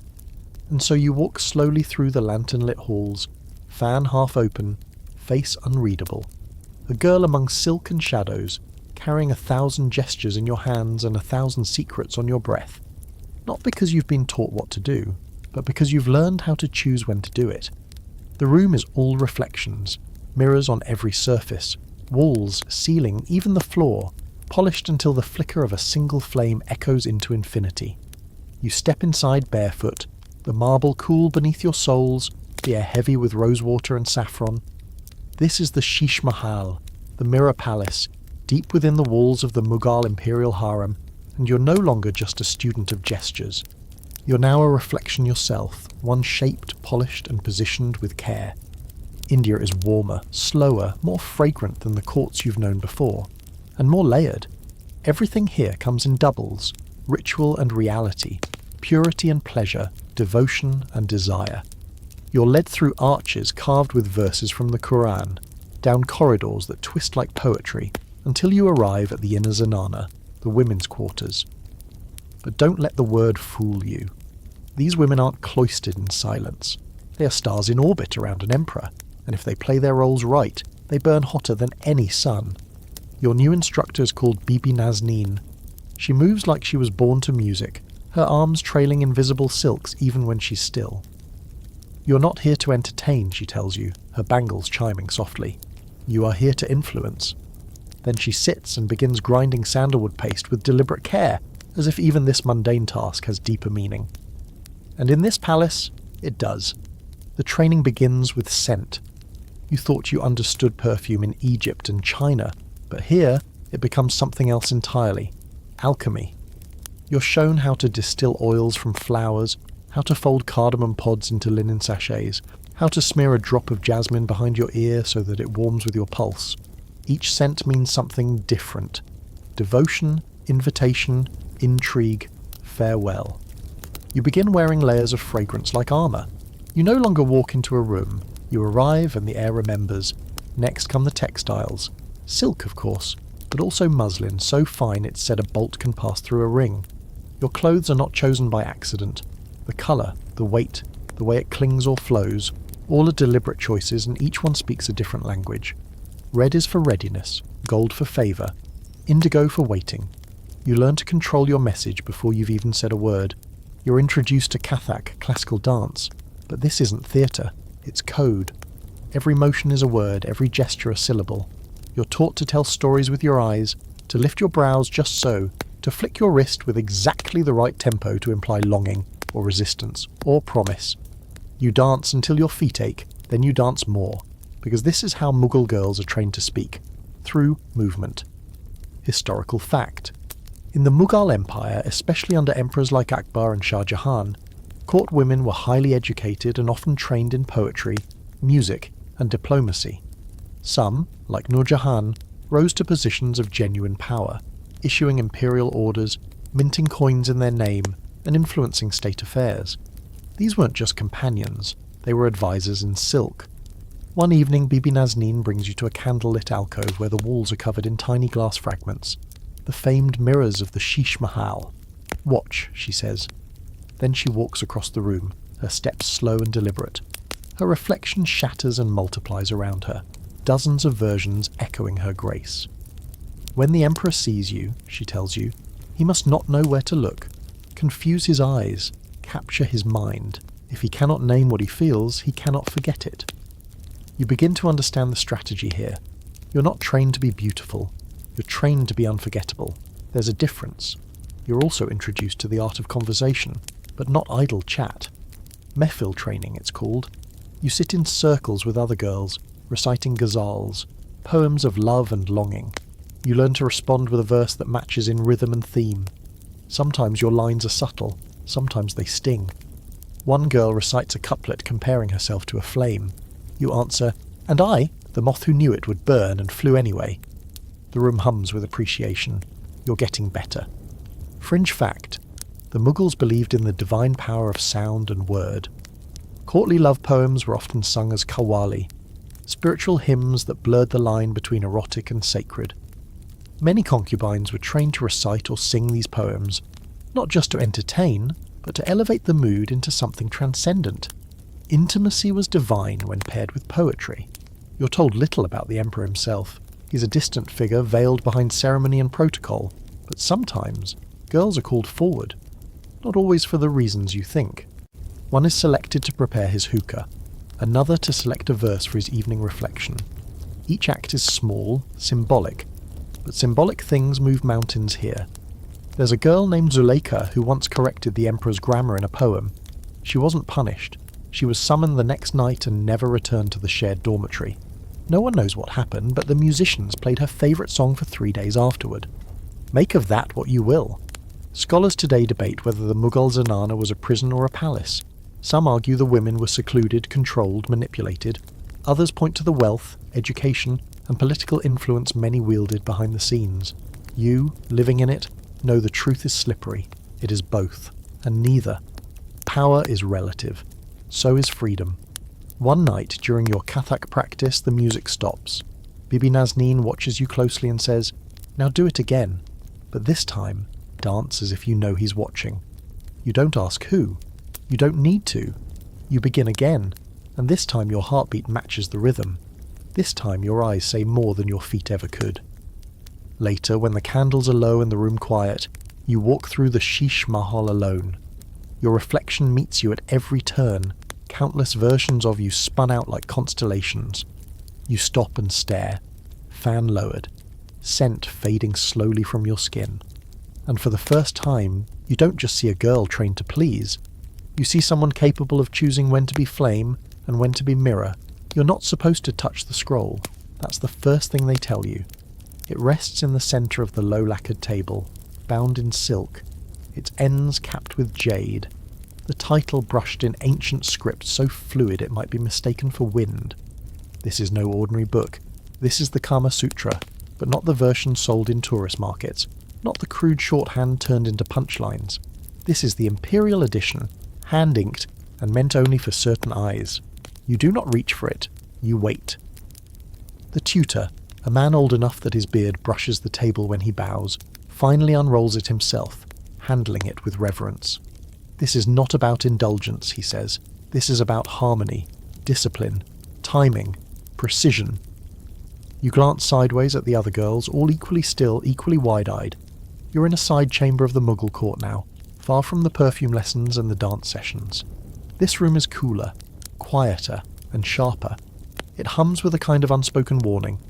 What you learn here is not for everyone. The Kama Sutra, you're told, is not a sex manual. Not truly. It's a philosophy of life, a handbook on pleasure, yes, but also on partnership, conduct, flirtation, seduction, communication. The section on intimacy is only one part. You begin not with positions but with poetry, verses about longing, courtship, the agony of waiting. You study how desire is delayed, not fulfilled. Pleasure without patience is noise, the tutor says, pausing to sip water. Real intimacy begins before the touch. You're not instructed in specifics, not yet. Instead, you're guided through metaphor. You learn how body and breath interact, how anticipation is more powerful than satisfaction. One lesson is entirely about sighs. Yes, sighs. You're asked to practice them. Soft, longing, hesitant, mischievous. You feel absurd. Then you hear another girl's attempt and the room falls quiet. She sighs again. This time, even the tutor looks up. Quirky fact. The Kama Sutra was written not just for lovers but for courtesans too. It outlines how a trained woman could elevate not only a man's pleasure, but his mind. It includes advice on how to argue, how to charm his friends, how to become indispensable without seeming clingy. You realise that once again, this isn't about being desired, it's about being remembered. You're given a second text, the Rahasya, the Secrets of Love. This one goes deeper into the psychological, how to recognise different types of lovers, how to match your energy to theirs, how to read their moods by the position of their hands or the way they blink during a story. You thought you were learning seduction. What you're actually learning is anthropology. But there is physical instruction, eventually. Carefully supervised, respectfully distant. You're taught how to breathe from your belly, how to stretch your back so your spine stays fluid, how to move with both intent and softness. Every gesture is mirrored in nature. Movements compared to vines, rivers, flames. You practice on cushions, not people. You learn to arch like a swan, to recline like a mango branch. You don't giggle. No one does. There's too much respect in the room for that. There's debate among scholars about how much these texts were actually used in training women at court. Some argue they were reserved for high courtesans, not royal girls. Others say elite daughters, especially those destined for foreign princes or emperors, were absolutely prepared with this knowledge. You're living proof of the latter. You wouldn't be here if you weren't expected to become more than just decoration. One evening your tutor dims the lanterns and sets out a series of scented oils. Tonight we study response, he says. He does not touch you. That is never part of the lesson. Instead, he applies drops of oil to cloth and asks you to inhale. Each scent is meant to provoke a reaction. Calm, excitement, warmth, focus. You're taught to pair scent with memory, touch with emotion. You're learning how to choreograph not just your movements but your effect. And then there are the mirrors again. Always the mirrors. You're instructed to practice alone, watching how your body moves, how your face reacts when you imagine being seen. You're told to learn the exact angle at which you look most open, or most mysterious. To be seen is not the same as being exposed, your instructor says. Choose what to reveal. The rest is power. You're also introduced to the art of delay, how to close your eyes at the right moment, how to linger near someone without initiating touch, how to speak in a lower register when you say goodbye. One entire lesson is about the word no, how to say it without ending desire. The most skilled courtesans, the tutor says, never say yes directly. They let others arrive at it themselves. There's a girl in your group, Rati, who struggles. She's beautiful, no doubt, but too open, too fast to please. She gets notes every day, too eager, too obvious, too easy to read. One night, you find her crying in the corridor. You sit beside her and say nothing for a while. Then you offer her the line you learned in Rome. Make them wonder if they've won you. That's the real victory. She smiles through her tears. I wish I were more like you. You shake your head. No, just make them think you are. Historical aside, while many dismiss the Kama Sutra today as erotic curiosity, it was originally part of a much larger conversation in Indian society about Arthur, or the art of living. It belonged to a system of thought where pleasure was seen as essential, not sinful. and where women were considered full participants in that pleasure, not passive recipients, at least in theory. You end your final lesson with a test, not written, not spoken. You're asked to perform a sequence of gestures and expressions, a silent story of invitation and refusal, longing and resolve. The tutor watches, then nods once. You have passed. That night you're sent a gift, a folded sari the colour of pomegranate skin and a single pearl, nestled in a dish of rose petals. No note, no name. But the scent, sandalwood and saffron, tells you everything. Someone noticed and remembered. You sleep in a haze of incense, your hands still warm from the dance, your thoughts tangled in silk and script. You do not dream of romance. You dream of power wrapped in poetry. The first time you set foot inside the Persian court, it's like stepping into a whisper. Not silence. No, the air here is full of sound, but the kind of hush that lingers after someone important has just left the room. The scent is heavier than you're used to. Rosewater, oud, and a thin thread of smoke from a burning sprig of frankincense. You follow a woman whose footsteps are so silent, you check more than once to make sure she's real. Her robes don't rustle, her bracelets don't chime. You're not sure if she's trained herself to move like that, or if she was born into silence. Either way, you're meant to learn the same. Your lessons here begin not in a hall or courtyard, but in a library. The ceiling is painted like a night sky. Stars arranged not by astronomy, but by poetry. You sit beneath verses etched in gold, listening to the sound of your own breath, as a woman in midnight blue robes opens a scroll and begins to read. She doesn't explain anything. She simply reads. Come, for the palace has grown weary without your footfall. Come, for the jasmine closes its bloom when you do not pass. You close your eyes, and the words become a place. This is Persian courtship. Not a chase, not performance, an invitation. Soft, suggestive, absolute. Here, girls are trained not to seduce with motion, but with stillness. You learn how to listen without interrupting, how to tilt your head just enough to signal interest without surrender. You're taught that Persian elegance lies in suggestion, not declaration. A love poem half recited, a sleeve tugged just short of falling, a smile that curves, then vanishes. Everything here is slower, sharper, like a poem read one word at a time. You begin studying tariff, the Persian art of politeness, which, on the surface, is all about refusal. You offer tea. He refuses. You insist. He refuses again. Only on the third offer does he accept. Everything is ritual. But beneath that ritual lies deep meaning. You're trained to read it all. When to persist. When to relent. When no is actually yes, and when yes is a trap. It's a verbal chess game, and every move teaches you how to own a room without touching anyone in it. Fringe fact, in elite Persian courts, girls were often educated alongside poetry and music in something called adab, a combination of etiquette, literature, and moral philosophy. It was as much about posture and tone as it was about understanding Persian cultural values. To fail at adab was to be unworthy of the court. To master it was to become unforgettable. You also learn the language of gesture. It's not as theatrical as in China, nor as sensual as in India. Here, everything is refined. You're taught to walk so your hem never brushes the floor, to pour tea without looking at the cup, to veil and unveil your face in exact degrees depending on who enters the room.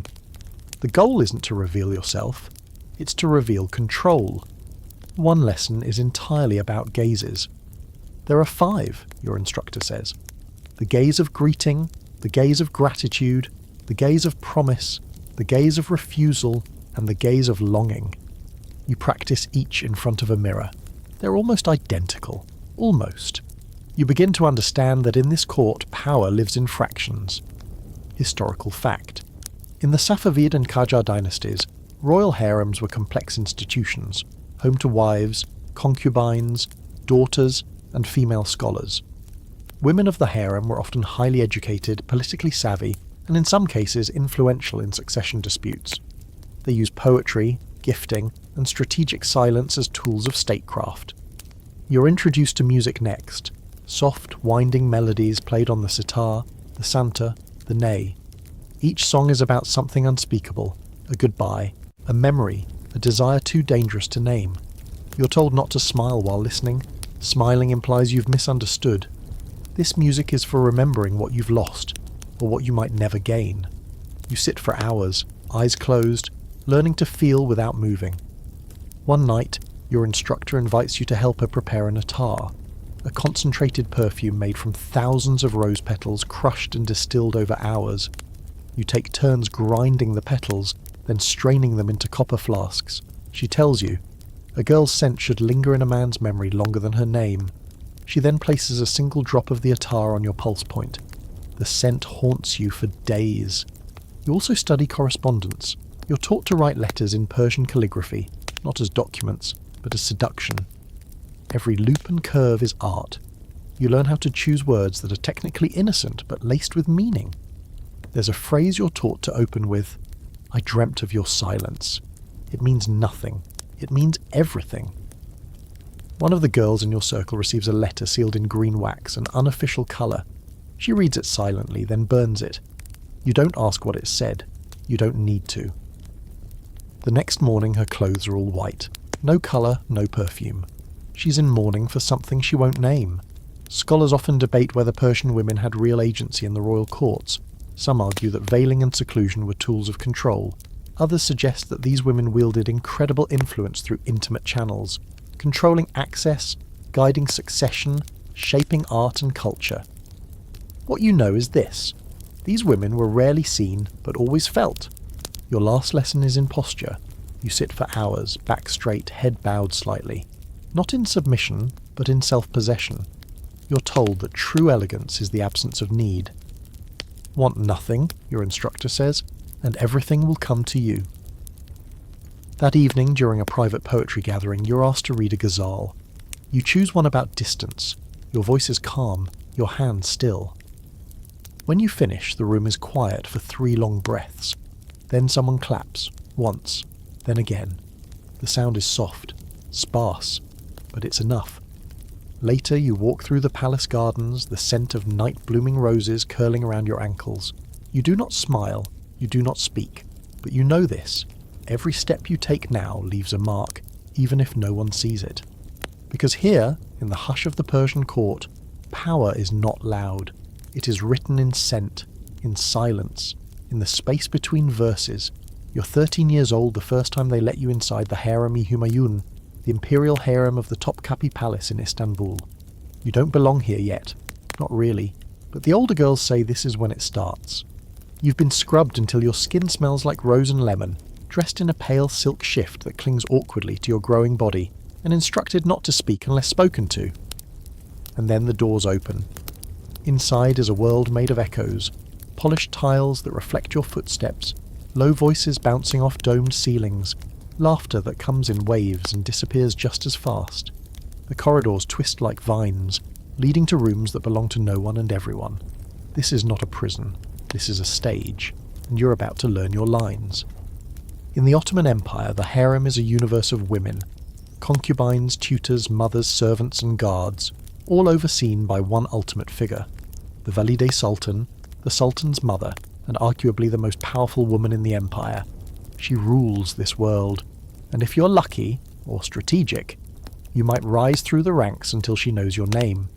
Your training begins in the Asemi Odasa, the novice quarters, where girls like you are brought in from across the empire. Greek, Circassian, Albanian, Georgian, some enslaved, some gifted, a few born into palace service. You are all young, wide-eyed and confused. But not for long. A woman named Hürrem takes charge of you.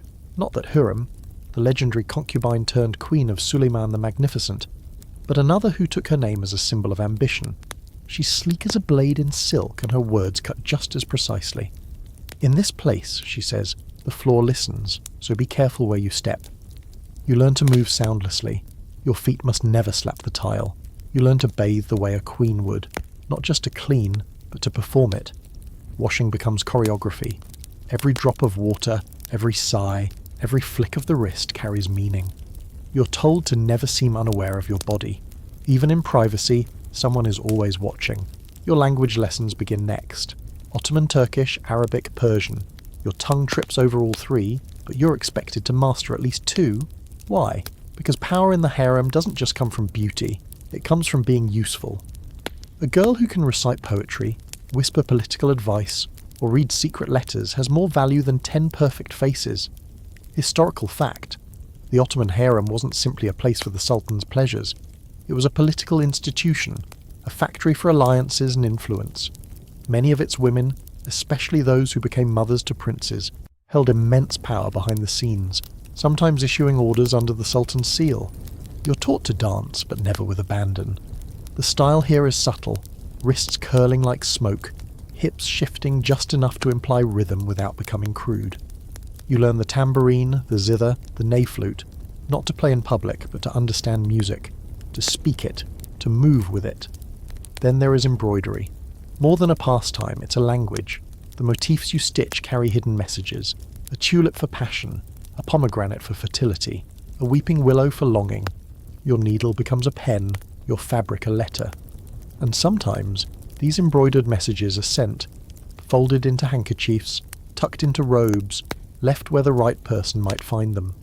Quirky fact: harem girls often perfume not just their bodies but their letters. A scented corner of silk might be passed secretly to a visiting noble or court musician. In some cases, these invisible messages were enough to change a girl's fate. An invitation, a challenge, a silent confession. You begin to understand the hierarchy. The lowest rank are the careys, the concubines in training like you. Above them are the kalfas, the senior attendants. Then the usta, who oversee sections of the harem.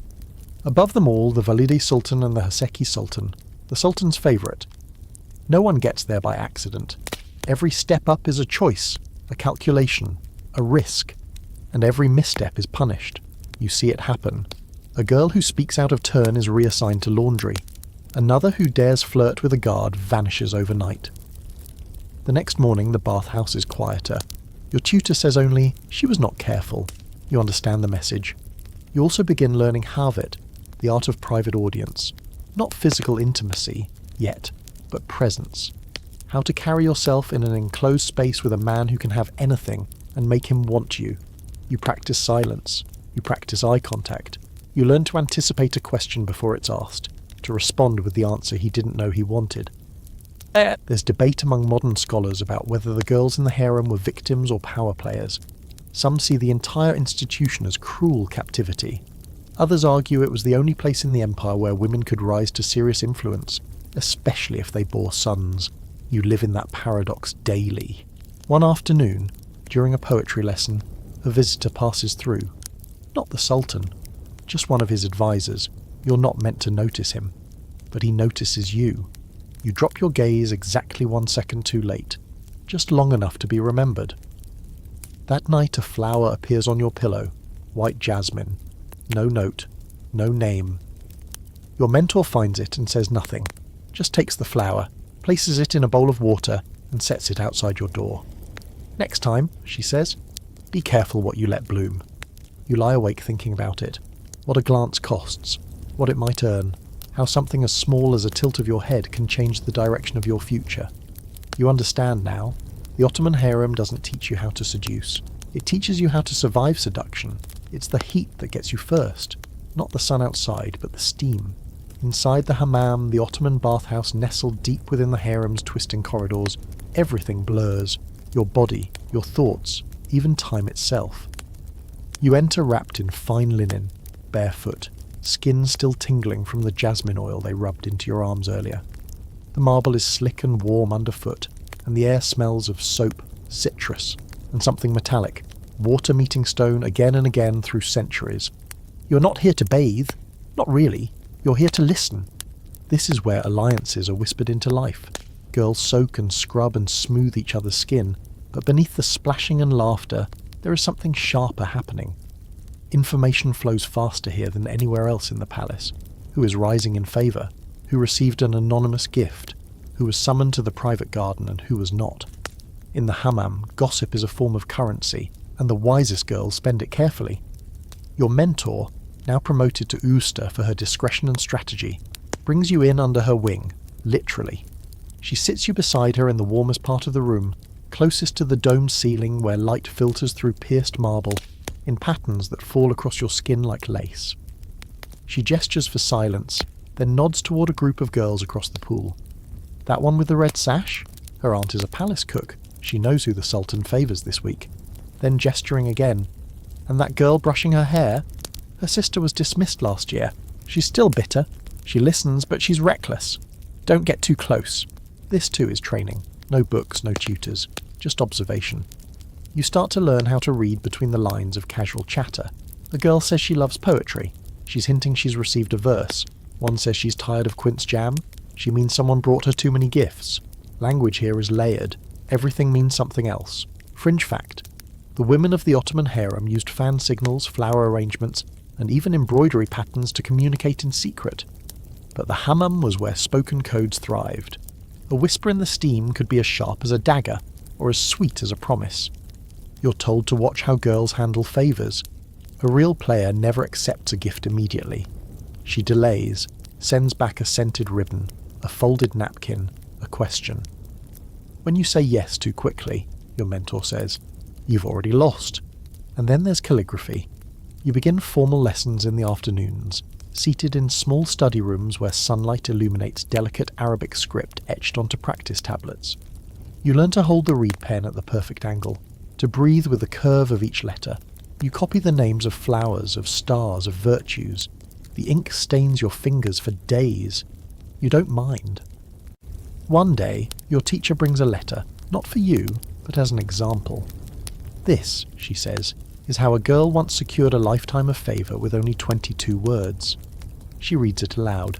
It's not explicit, not even romantic, just an elegant phrase comparing the Sultan's voice to the call to prayer heard at dawn. You understand instantly. Beauty and restraint is more powerful than any blunt desire. Historical fact, Ottoman calligraphy wasn't just an art, it was a status symbol. Women in the imperial harem who mastered the delicate script were often tasked with copying religious texts, poetry, or diplomatic messages. A girl with elegant handwriting was often considered more refined and more desirable. You begin noticing how much the walls are listening, not literally of course, but figuratively.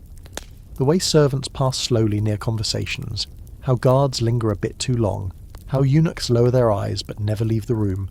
Everyone is watching someone. Everyone reports to someone, and yet no one ever admits this outright. The harem's surveillance is elegant and omnipresent. That's when you start practicing your own version of silence, not quietness, but invisibility. You smile at the right people. You linger near doors, pick up stray details, store them like pins.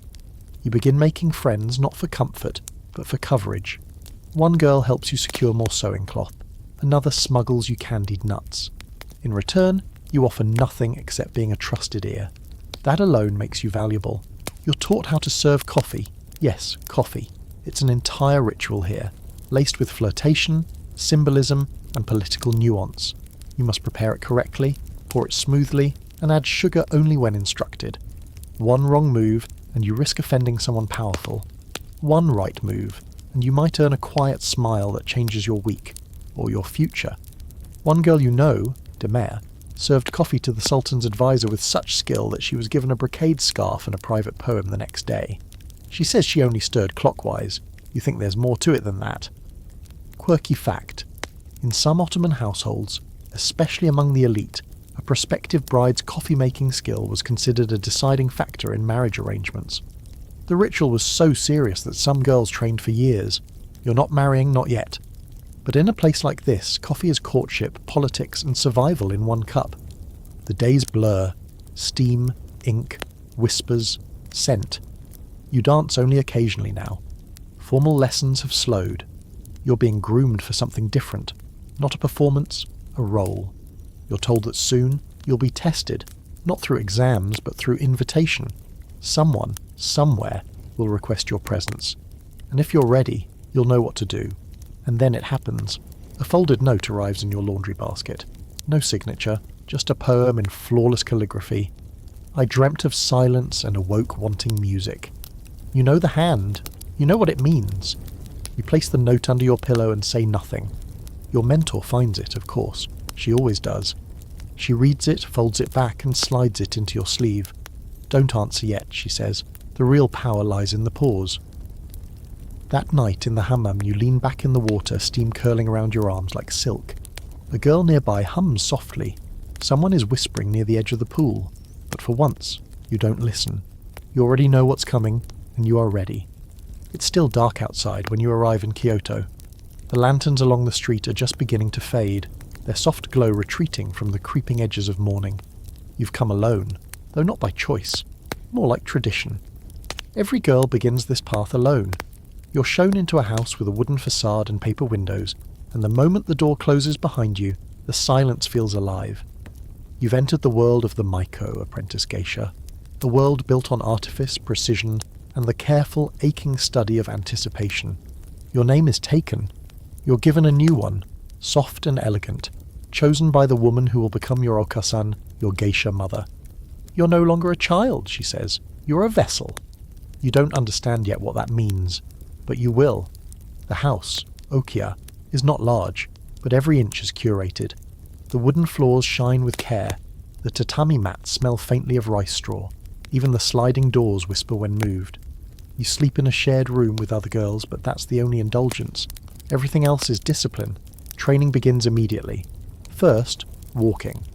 Yes, walking. Not how you walked yesterday, casually and unaware. This is walking with your knees together, with your back straight, in a kobo. The high wooden sandals that clack loudly with every step. You're told the sound must be steady, never rushed. You're not going anywhere, your teacher says. You're arriving. Next comes etiquette.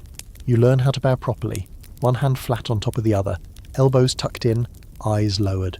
There are 5 degrees of bow, each for different ranks of people. You spend hours practicing these bows. When your spine aches, your teacher corrects you again. A geisha bows with grace, even in pain. And then, the fan. Again. But different now. In Kyoto, the folding fan is not just an accessory. It is your second face. You're taught how to open it without snapping, how to hold it between 2 fingers lightly, how to use it to laugh, to hide, to reject. You learn that dropping your fan in front of a man, accidentally or otherwise, invites a silent conversation. You practice dropping it with shame, with delight, with fury. They all look nearly the same. Historical fact. The maiko tradition dates back centuries, with girls often starting as young as 6 or 7. Though modern standards raised the minimum age, the training remained intense, covering music, dance, tea ceremony, conversation, and fashion. Geisha were not courtesans, but entertainers. Still, the line between performance and allure was often fine, and expertly walked. You begin musical training. The shamisen, with its haunting nasal tones, becomes your daily companion. Your fingers bleed the first week. No one gives you bandages. Pain means you're playing it right, your teacher says. You believe her. You also begin lessons in singing, soft melodic verses about moonlight, lost seasons, longing.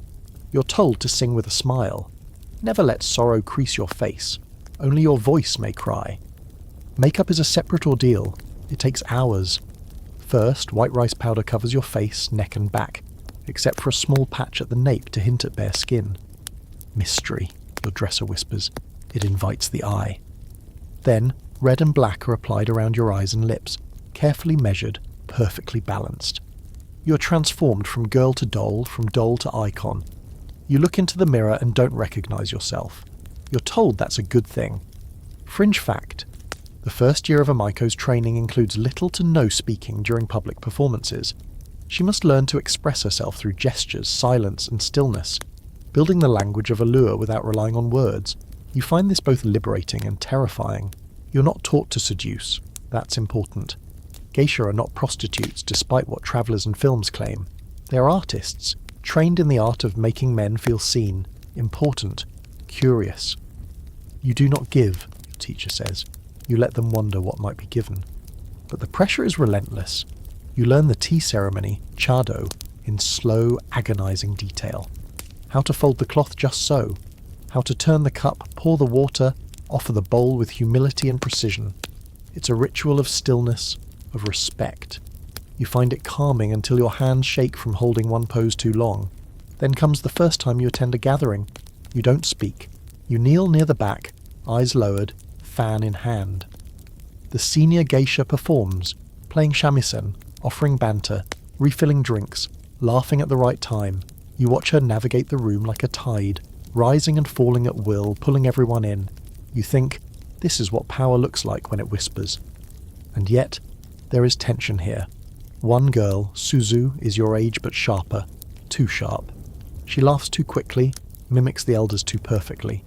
You see her stumble in her dance, recover with a wink. The men love it. The older geisha do not. Within a week she is sent away. Too soon, your teacher says. Too much. There's debate among scholars about whether maiko training was empowering or exploitative. Some argue it gave women independence in a rigid society, financial autonomy, cultural influence. Others insist it demanded the erasure of self in service of male desire. Living it, you understand both views. You're becoming someone new, but not always someone you recognize. One evening, your Okasan calls you aside. She places a hairpin in your hand, silver, shaped like a crane. You wore this well today, she says. That's all, but it means everything. Hairpins here are currency. They mark status, attention, approval. You sleep with it beside your pillow, as if it might teach you something in your dreams. You begin to enjoy the small triumphs, the moment your footstep sounds even, the time a guest lingers a little longer after you pour his tea, the subtle nod from a senior geisha when you recite your poem without pause. These are your rewards, not coins, not applause, but acknowledgement. Quiet. Earned. One morning you help the younger girls prepare for their own lessons. You show them how to bow, how to fold, how to wait.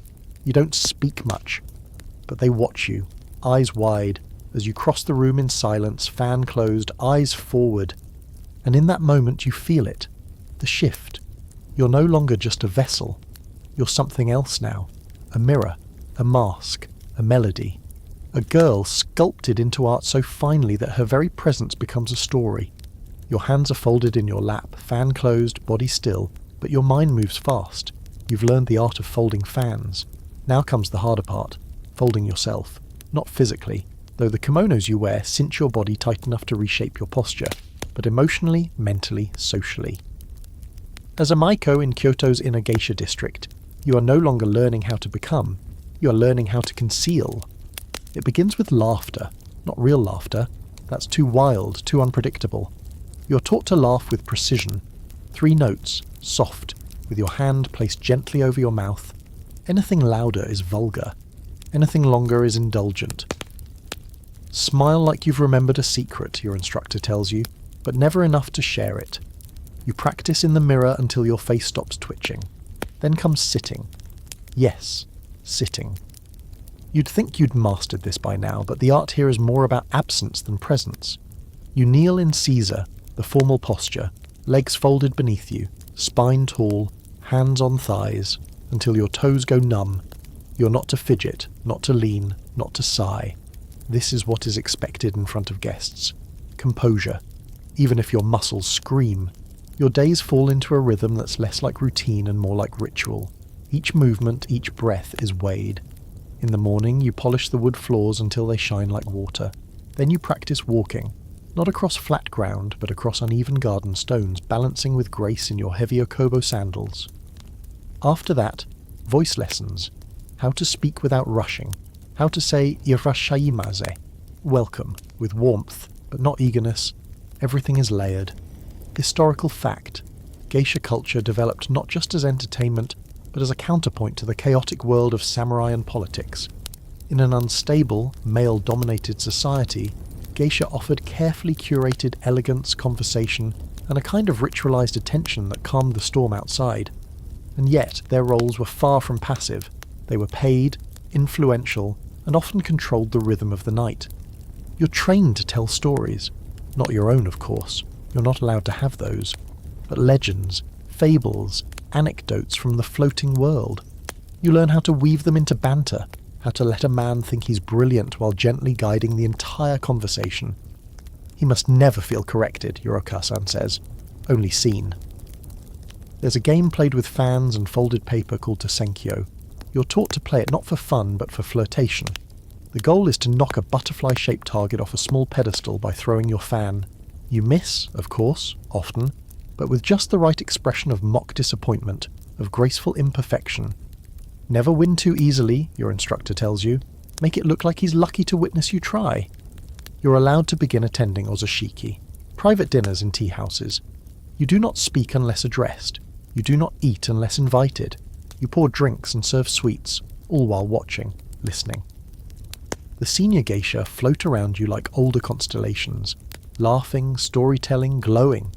You stay near the wall, eyes down, absorbing everything, and you do absorb. The tension, the expectations, the weight of makeup on your face that makes smiling harder, the hours of hair styling that forbid you from sleeping properly for days, the kimono layers that make running impossible, not that you ever would. Stillness is required, perfection is assumed. One night, a guest, a businessman clearly drunk, tries to touch your sleeve. You bow lower than usual, removing yourself from reach without seeming cold. He laughs and says, "This one will be a challenge." The senior geisha beside you says, "She is not yours to challenge." The man laughs again. The conversation moves on, but your body remembers. Fringe fact: while geisha were not prostitutes, many men blurred the lines in their minds. Some geisha, especially historically, did form dana relationships, exclusive patrons who supported them financially, sometimes romantically. These arrangements were complicated, negotiated, and never assumed. But they became gossip fodder for outsiders who couldn't tell performance from permission.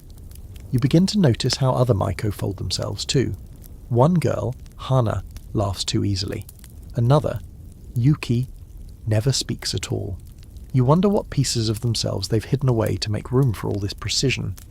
Then you wonder about your own. You've stopped daydreaming during dance practice. You no longer hum when you clean the floor. You can't remember the last time someone called you by your real name. There is comfort in the ritual, though. The predictability, the clear rules. When everything outside the geisha house is a storm, the tea ceremony feels like shelter. There's peace in repetition. You begin to understand why so many choose to stay, to live in the floating world forever. Here at least you know the steps, and yet something in you stirs when you pass the karyukai, the flower and willow world as they call it. When the lanterns are lit and the shamisen plays, you see guests waiting, see the other geisha arrive, and sometimes just for a moment you let your gaze lift from the ground. You wonder who they were before they wore white powder and practiced smiles, who they are underneath it all. One day during a music lesson your teacher stops playing. She looks at you, not at your posture or your grip, but at your eyes. "You're not folding," she says quietly. "You're bracing." You don't know what to say. She leans closer. There is a difference. One protects you, the other traps you.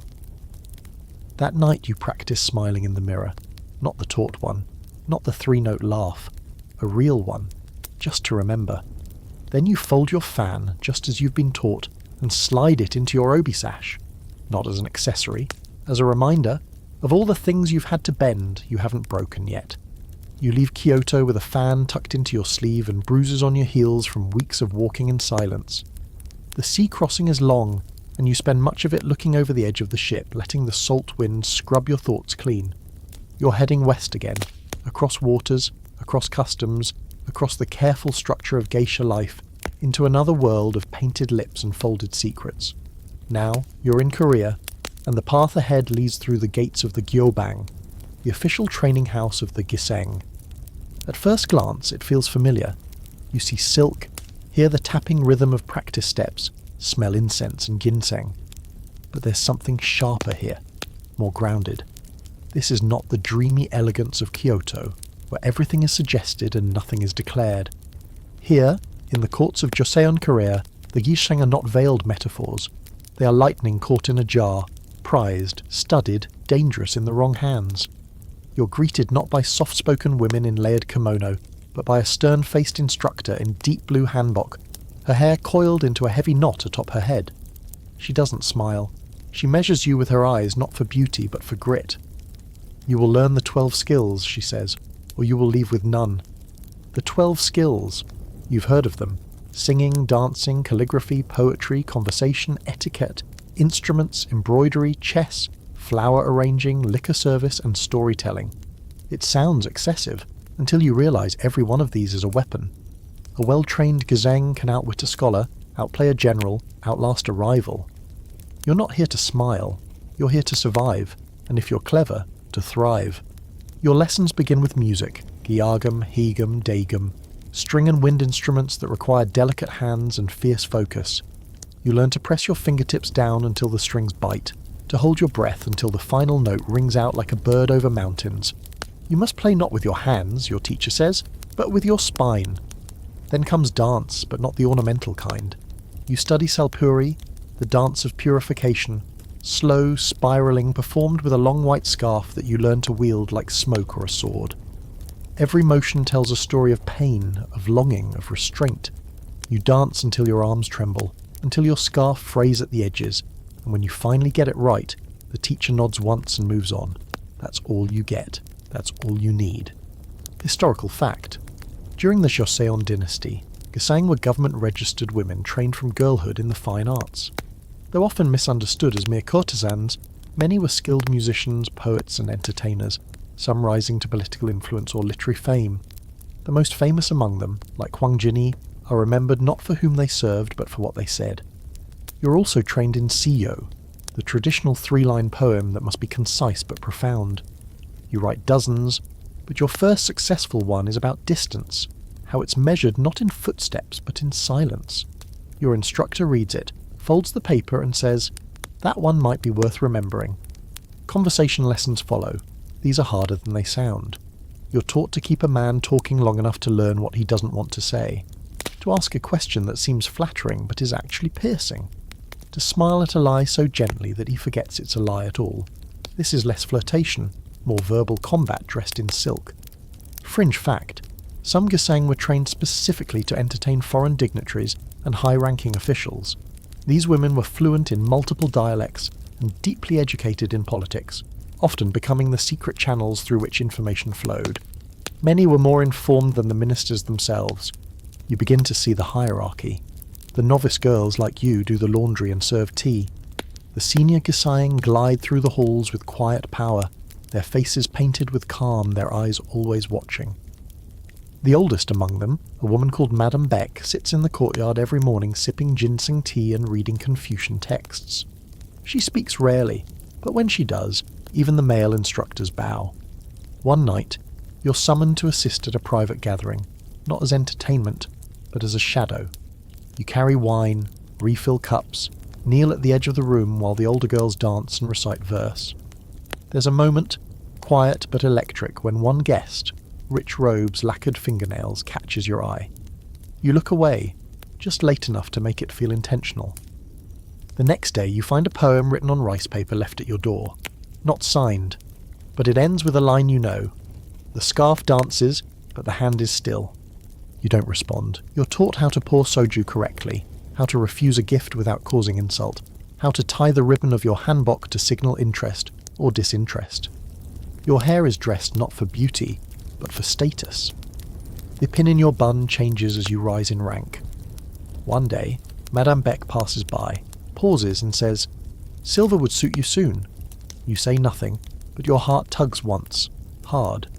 You also learn limits. Some girls choose gibu, exclusive companionship arrangements. Others do not. No one is forced, not exactly. But you learn quickly that refusal must be strategic, not stubborn.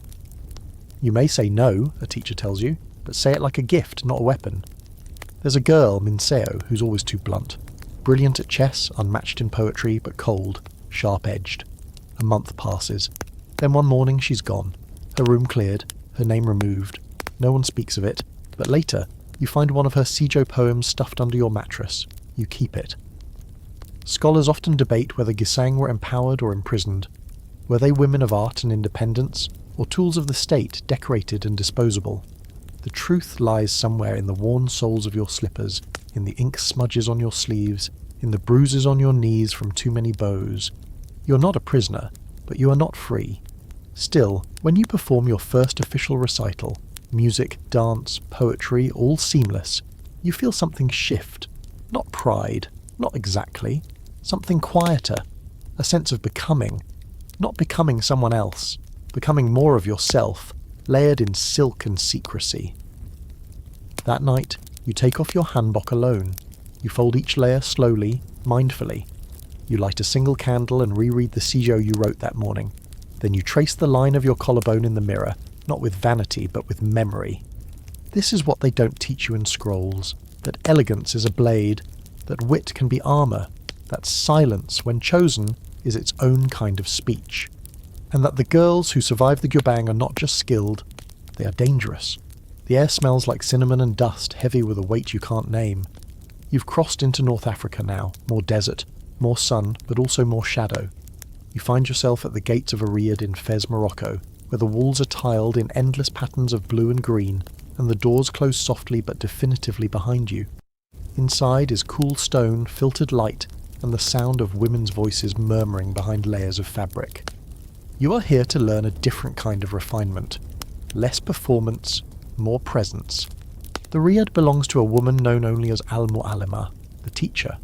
She greets you in layered white linen, gold filigree at her ears, and an expression as unreadable as a Quranic verse. Her eyes take you in from veil to ankles, and she nods once, slowly.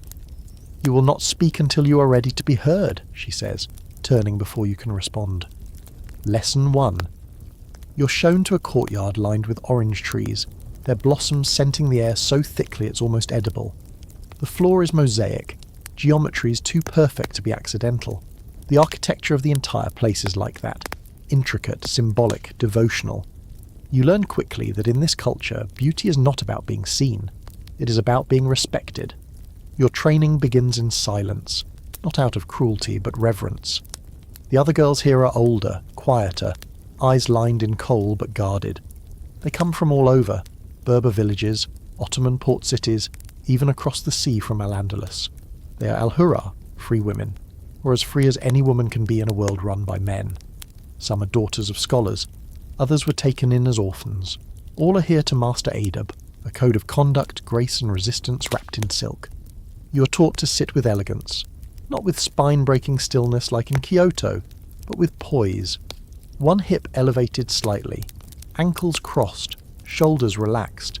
Everything about your body must speak confidence without arrogance, readiness without eagerness. You're not a servant, says al-Mu'allima. You're the invitation they dare not refuse. Your first lesson is the art of tea, not pouring it, that's child's play. You learn to brew it with mint fresh picked from the garden, with sugar measured by memory, and to pour it from height without spilling a drop. The arc of the stream is judged like a dancer's leap. The sound it makes, the bubbles it forms in the glass, all of it has meaning. Too much noise, your instructor says one day, and it means you are angry. Too few bubbles, and it means you're not invested. Even tea tells the truth. Historical fact. In many North African and Middle Eastern royal courts, women were central to hospitality rituals. They used the preparation and serving of tea as a tool of diplomacy and seduction, offering refreshment, but also gathering information. Some harem women were said to know a guest's intentions before he spoke, based only on how he held the glass. After tea comes poetry, Arabic this time. Classical verse layered with metaphors so rich you sometimes get lost halfway through. You copy lines onto parchment by oil lamp, your calligraphy shaky at first, then steadying. The poems are about longing, exile, impossible beauty, forbidden touch. You ask if these are love poems. Al-Mu'allima raises an eyebrow. They are about hunger, she says, not always for flesh. You begin to see how words are used here. Not to declare, but to veil. Everything is wrapped in allegory. A rose is never just a rose. It is always an ache, a secret, a symbol. When you recite aloud, you're told to slow down, to let each syllable roll off your tongue like it might sting someone. The pauses matter more than the words. Then comes scent. You thought you knew perfume. You did not. Here, scent is story, memory, and spell. You're taught to make your own attar, grinding amber, blending orange blossom, infusing with clove, myrrh, cedar. The result is deep, not floral, less about sweetness, more about power. Too much rose, your teacher tells you, dabbing your wrist with a cloth. You're not a girl anymore. Fringe fact. In royal harems across the Islamic world, especially in North Africa and Persia, women often created signature perfumes known only to them. These scents were passed down or kept secret, never sold, never shared. It was said a man could fall in love without ever seeing her face, just by passing her in a corridor once. And then, the veil. Not forced, but formal. You're trained in how to wear it, how to let it fall across your face, when to lift it, how to tilt your head so your eyes become the focus. You learn that the veil isn't always about hiding, it's about choosing, when to be seen, how much, and by whom. You're told stories of al-Hurra who became poets, wives of diplomats, advisors to sultans. One woman, Lala Aisha, was said to be so gifted with words she negotiated trade between cities from behind a silk curtain. Her veil didn't diminish her power, it defined it. Still, your training isn't only courtly. You're taught to defend yourself, not with blades, but with sharpness of tongue, with posture, with silence. You never argue, says Al-Mu'allama. You retreat like the tide and drown them later. You practice restraint until it becomes second nature. There's a girl in the Riad, Yamina, who doesn't speak for the first 3 weeks. When she finally does, it's during a poetry reading. She recites a verse about a bird flying into a window over and over. No one says anything. But later, you find a strip of her poem tucked inside your slippers. She had noticed you watching. This is how friendships form here. Wordless. Gifted. Scholars argue about the true role of harem women in North African courts. Some call them prisoners, others power brokers. But you now understand that power doesn't have to be loud. It can live in the scent of mint on your skin, in the ink on your fingertips, in the pause before you answer a question. Here, you are not decoration, you are discipline.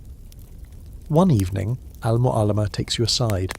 She hands you a piece of embroidered linen, pale gold thread on soft ivory. In the corner is a single phrase in Arabic. To be still is not to be silent. She doesn't explain, she doesn't need to. That night, as you lie beneath a sky carved into stars by the latticework above your bed, you realise something has shifted. You no longer need to be seen to feel powerful. You no longer perform, you occupy, and that changes everything. The sails crack overhead like warning shots, and the ship sways with a rhythm too old to fight. You've crossed the Mediterranean now, heading deeper into Europe, into the court of France, where lace and lipstick rule, and power is often powdered and perfumed beyond recognition. It's a colder world in some ways, despite the velvet and wine and roses. Here, in the salons and boudoirs of Versailles, the art of womanhood is its own battlefield, and you're about to be armed not with steel but with silk, scent, and savage conversation. Your arrival is quiet. No trumpets, no procession, just a series of whispered names and a gloved hand gesturing you into a hallway that smells of beeswax and blooming lilies. You're not here as a noble, not quite. You're being trained, like so many before you, to navigate the treacherous waters of the French court. Not as a lady, but as a femme d'esprit, a woman of spirit, wit, and tactical charm. Your new instructor is a woman known as Madame de Rosier. She's elegant in the way knives are elegant, perfectly balanced, polished to a shine, and undeniably dangerous. She wears a gown the colour of spilled ink and a face so composed you doubt it's ever cracked in laughter. You're not here to be pretty, she says, voice as dry as toast. You're here to become the most interesting person in the room, and the least threatening. And that's the paradox. You must be sharp, but not cutting. Amusing, but never a fool. Intelligent, but never more than the man beside you. Welcome to Versailles. Your training begins with conversation. Not the awkward kind, but the kind that moves in spirals. Political, philosophical, intimate. All while maintaining a dazzling smile and never letting your wine glass empty. You learn to speak without revealing your hand, to flatter without grovelling, to make your listener feel brilliant for having heard your cleverness. Madame de Rosier has you recite Voltaire one day, scandalous poetry the next, and finally an anecdote involving a duck, a wig, and a bishop. Now make it charming, she says. You do. Historical fact. In the salons of Enlightenment France, women were often the hosts and moderators of intellectual discussions. These salonières shaped political opinion, guided writers and philosophers, and indirectly influenced policy, all while bound by corsets and social codes. Their power was never overt, but it was real. Your next lesson is fashion, but not in the way you expect. You don't just learn to dress, you learn to send messages through fabric. You study silhouettes, fabric textures, sleeve lengths, and necklines. Each accessory has weight. A black ribbon around the throat whispers scandal. A slightly crooked brooch might signal flirtation or defiance. You begin to realize that a gown is not worn. It's deployed. And then comes the fan. Of course it does. But here it's practically a dialect of its own. You master the language. Fanning quickly means impatience. Slowly, boredom. Snapping it closed means you're displeased. Touching it to your chin means flirtation. Your teacher warns you, use it like a sword, but smile so they never see the blood. There's perfume too. You already thought you understood scent, but Versailles takes it to extremes. Rooms are drowning in fragrance. Musk, rose, neroli, civet, powdered iris. You're taught how to lay a scent so that it rises subtly in heat, or lingers on a glove long after a handshake. One day, a noblewoman passes you and says, "Someone in this hallway smells like poetry." You don't turn around, but it's you. Fringe fact: court women often dabbed perfume not only on their pulse points, but on handkerchiefs, hairpieces, and even letters. One mistress of a duke was said to scent the corners of her gloves with ambergris so powerfully that servants fainted in her wake. You're not aiming for fainting, just fascination. You're also instructed in dance, but it's not for performance, it's for manoeuvring. At court functions, movement is everything. You learn how to pass through a room while brushing the right elbows and avoiding the wrong eyes, how to drop a curtsy just low enough to show grace but not submission, how to leave a room in such a way that people ask where you went, even if they didn't notice you arrive. Conversation is performance, but writing, that's where your voice sharpens. Madame de Rosier teaches you how to craft letters like spells, subtle, looping, vague enough to be denied, rich enough to suggest. You're taught how to seal wax with a signature press, how to hide intent inside an innocent turn of phrase. A lady never writes what she means, she says, but she always means what she writes. There's another girl, Celeste, who's already mastered this. She leaves notes tucked into books at the library, under trays in the powder room, folded into fans at dinner. No one can prove they're hers, but everyone reads them. One of them says, "To be interesting is not the same as being known." You fold it into your stocking, for luck. You attend your first salon dressed in dove-grey silk, your fan lightly scented, your mind full of carefully polished conversation. You don't speak first. You wait. You nod. You laugh. You say, "That reminds me of a Greek proverb," and when they lean in, you drop the proverb like a secret. It works. Of course it does. Still, there are risks. Too much wit, and you're labelled dangerous. Too little, and you're irrelevant. You watch another girl, Margot, misstep. She corrects a baron in public. Factually, she's right. Socially, she's doomed. By morning, no one remembers her name. Scholars argue endlessly over the role of women in Enlightenment courts. Were they pawns or players? Here's what you know. Influence can wear a corset. Power can drink from a crystal glass. A woman can be both brilliant and bound, and still find a way to steer the room without ever standing. Madame de Rosier finds you reading by candlelight one night, curled over a book of letters written by Madame de Sévigné. She places a ribbon beside your hand and says, "Use this to tie your letters from now on. You've earned being read." You nod, quietly stunned. It's not a title, not a crown, but it's more than praise. It's recognition. And so you fold your fan, smooth your gown, and take one final look at your reflection. Not to check your face, but to see who you've become. A woman not just of beauty or art or wit. A woman of design. The next border you cross isn't marked by a wall or a gate, but by rhythm. Drums, deep and alive, meet you before the land does.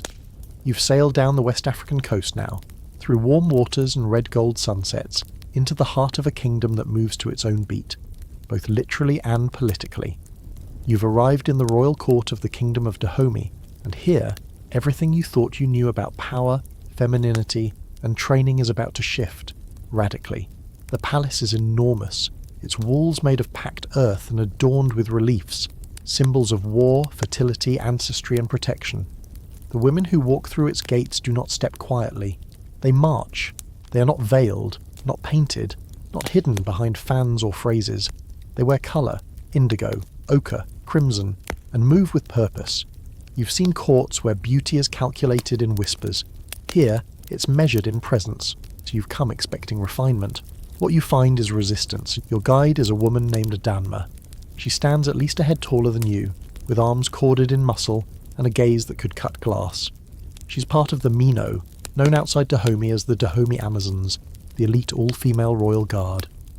You're not here to learn how to please, she tells you, folding her arms. You're here to learn how not to beg. Your lodging is plain but spotless. No mirrors, no perfumes, no ornamentation. "We strip everything first," says Adanma, "so you can see what's underneath." You're not sure if she means physically, emotionally, or culturally. You're about to find out. Your first training is with your body. Not dance, not poise, but stance. You're taught to plant your feet, to feel the earth through your heels, to breathe through your belly. Balance is everything.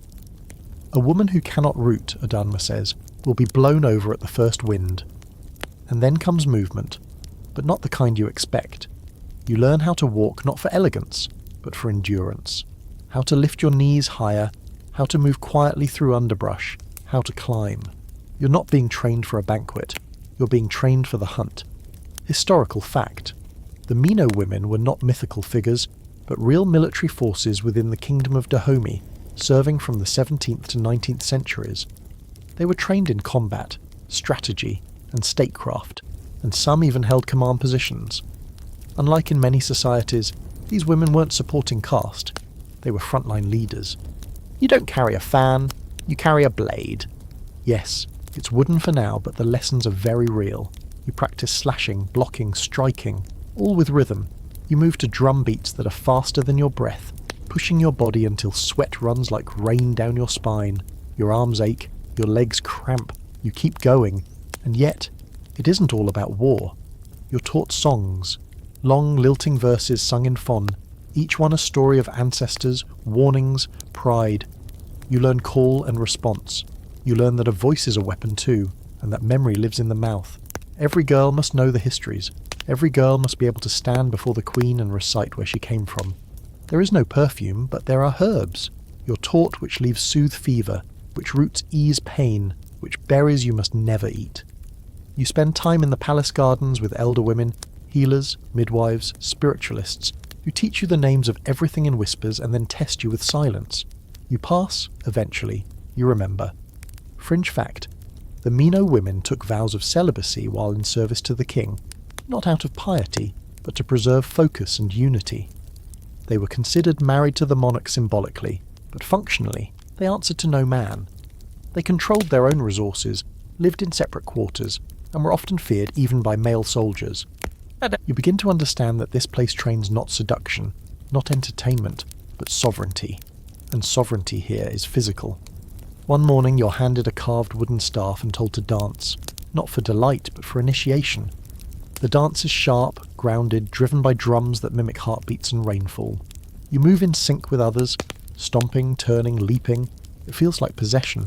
It feels like history moving through you. Another night, you're brought to a firelit gathering. Not a party, an oral court. Women sit in a wide circle, each taking turns recounting a tale. Some stories are funny, others painful. You're told to listen, not just for words, but for lessons. One woman tells a story of a girl who followed a prince into the woods and returned with his sword and his title. Everyone laughs, but it doesn't feel like a joke. You're taught politics too, but differently, through observation. You watch how women in the Queen's inner circle discuss disputes, distribute food, negotiate trade routes. Power isn't announced, it's wielded through choice, through gesture, through memory. There's no makeup here, but there is strategy. A girl named Iefe becomes your closest companion.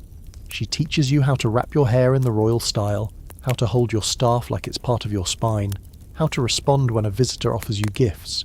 You thank them with your eyes, not your hands. She says this after returning a bracelet with a glance so sharp it could have drawn blood.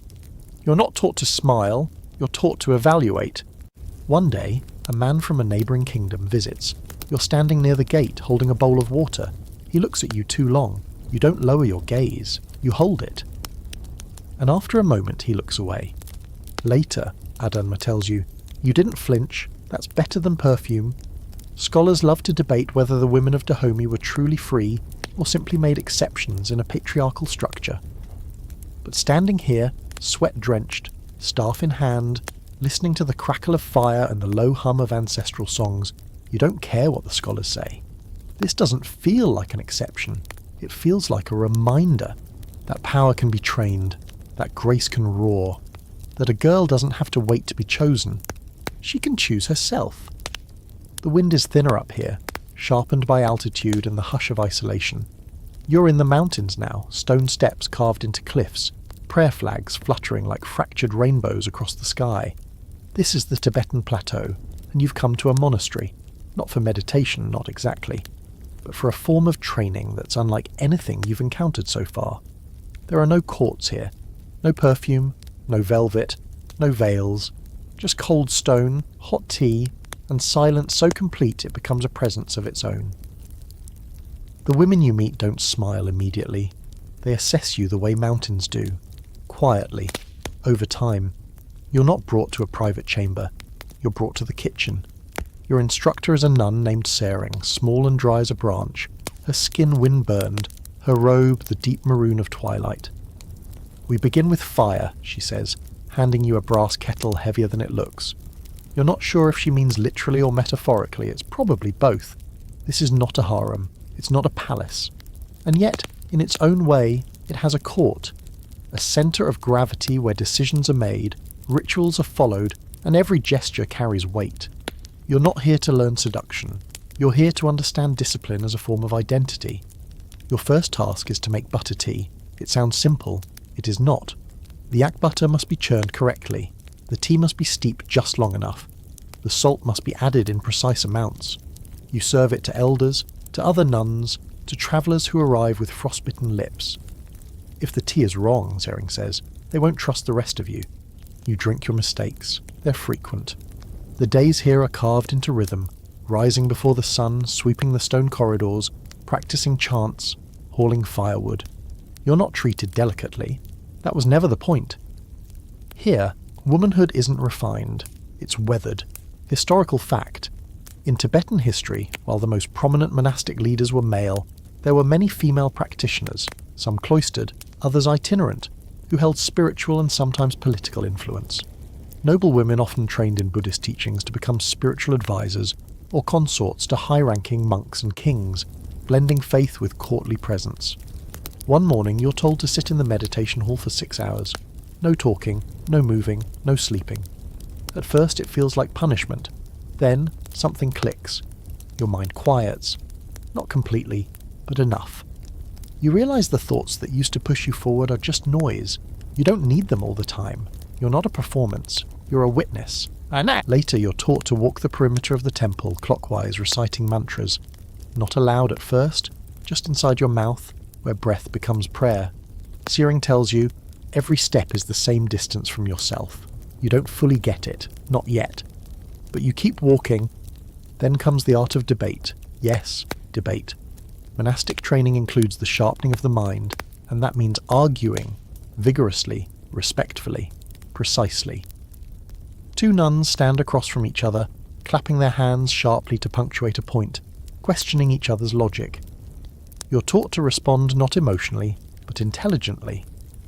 Faith without clarity is superstition, Tsering says, and women are never allowed the luxury of confusion. You begin to participate.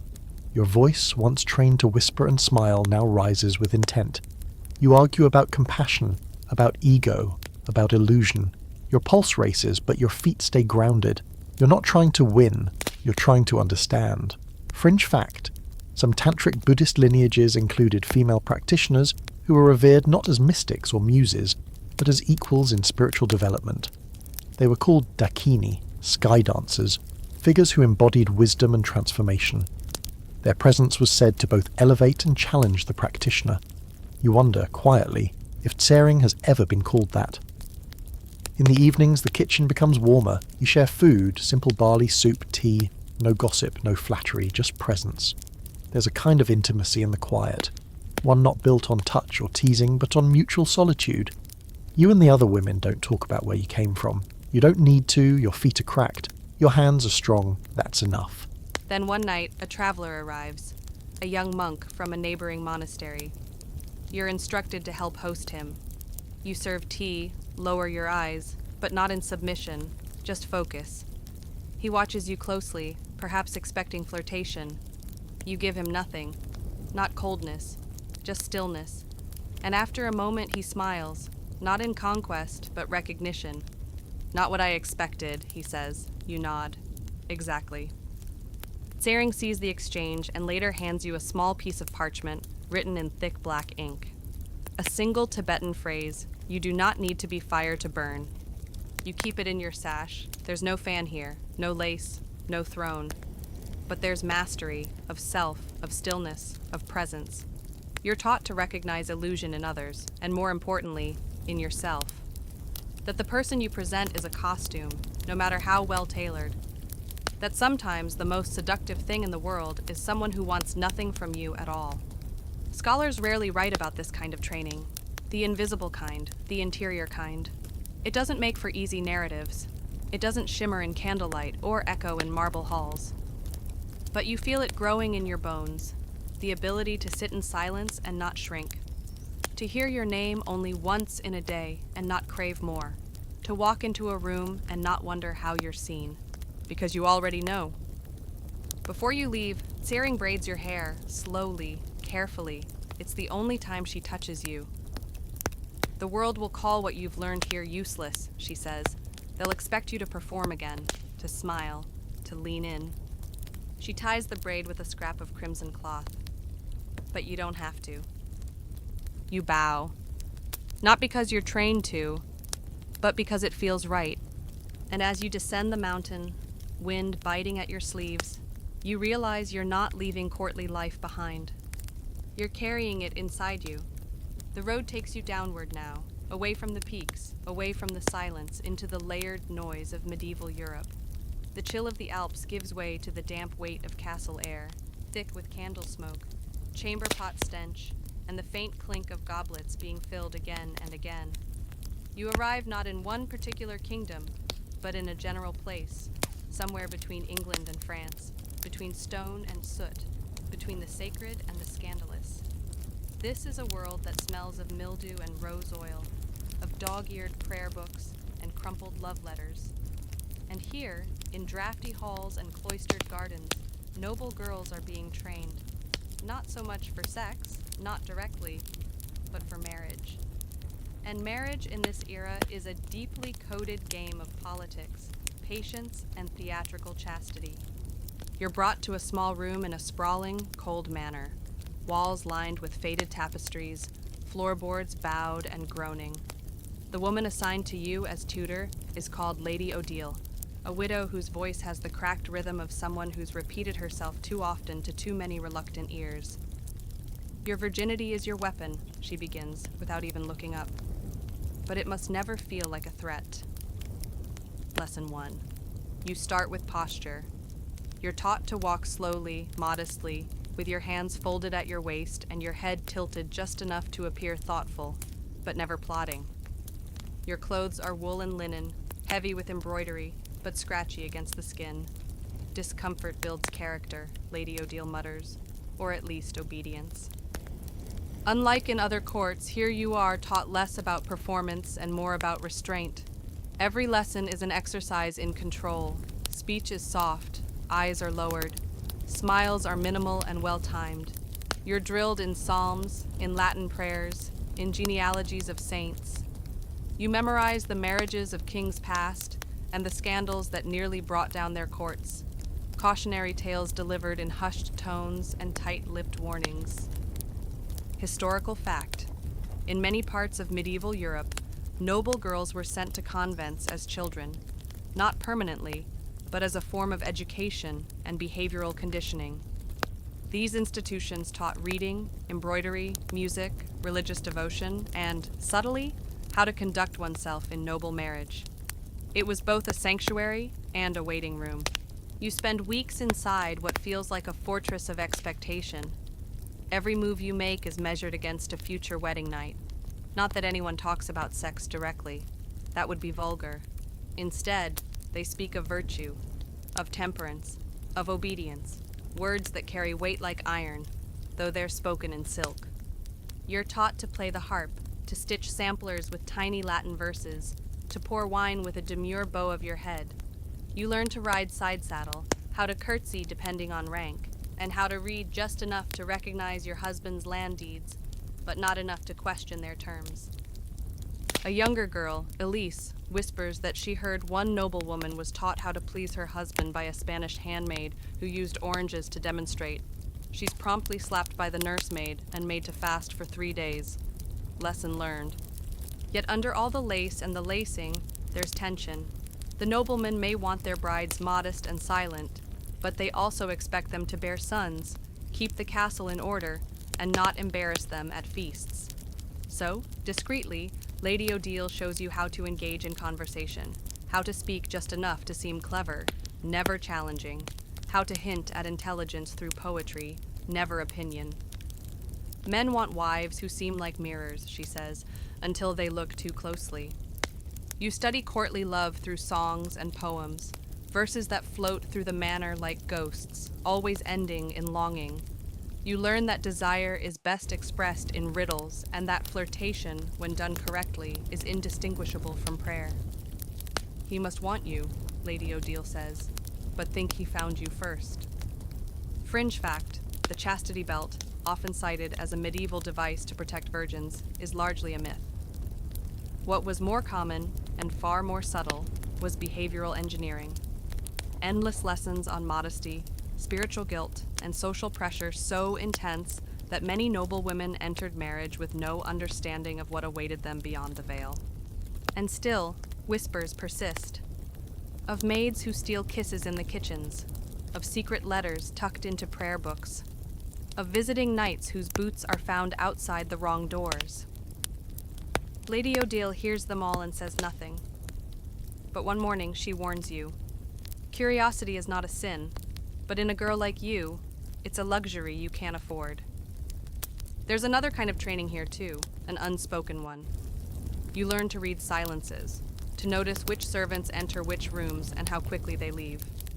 You learn which noble daughters are being watched by whose mothers, and which women wear their hair down in ways that violate morning dress. All of it matters. Reputation is currency, and you're barely allowed to earn your own.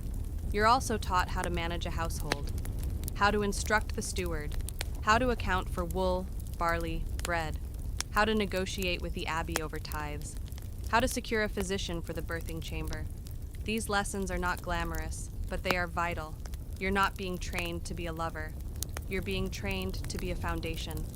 One evening, you're summoned to a feast, not to dine, but to watch. You're placed at the edge of the hall, in the corner, a symbol more than a participant. From there, you observe the noble wives, how they lift their goblets, how they correct their husbands, with a squeeze to the wrist instead of a word, how they leave just before the men become too drunk to remember their titles. And you begin to understand something. This training, it isn't just about restraint. It's about timing. Knowing when to hold your tongue, when to bend your neck, when to disappear, but also when to speak, when to stand, when to let your silence echo louder than a declaration. Scholars often dismiss the women of this era as passive, but you see now that survival required subtlety. Power moved under the surface like a stream beneath the floorboards, not flashy, but constant. Lady Odile gives you one final lesson before your name is added to the roster of marriageable. She hands you a silver mirror, cracked at one corner, and says, "You've been taught to be a vessel. But don't forget, mirrors reflect, sometimes more than they're meant to." You pack it quietly. Your training has left no scars, nothing visible, just the memory of hands folded, the curve of a curtsy, the practiced perfect pause before speaking, and the knowledge that sometimes the most dangerous women are the ones everyone assumes were never taught anything at all. The candles are taller now, and the rooms quieter. You've crossed the final threshold into the courts of Renaissance Europe, where beauty is theology, and a single glance can change your fate.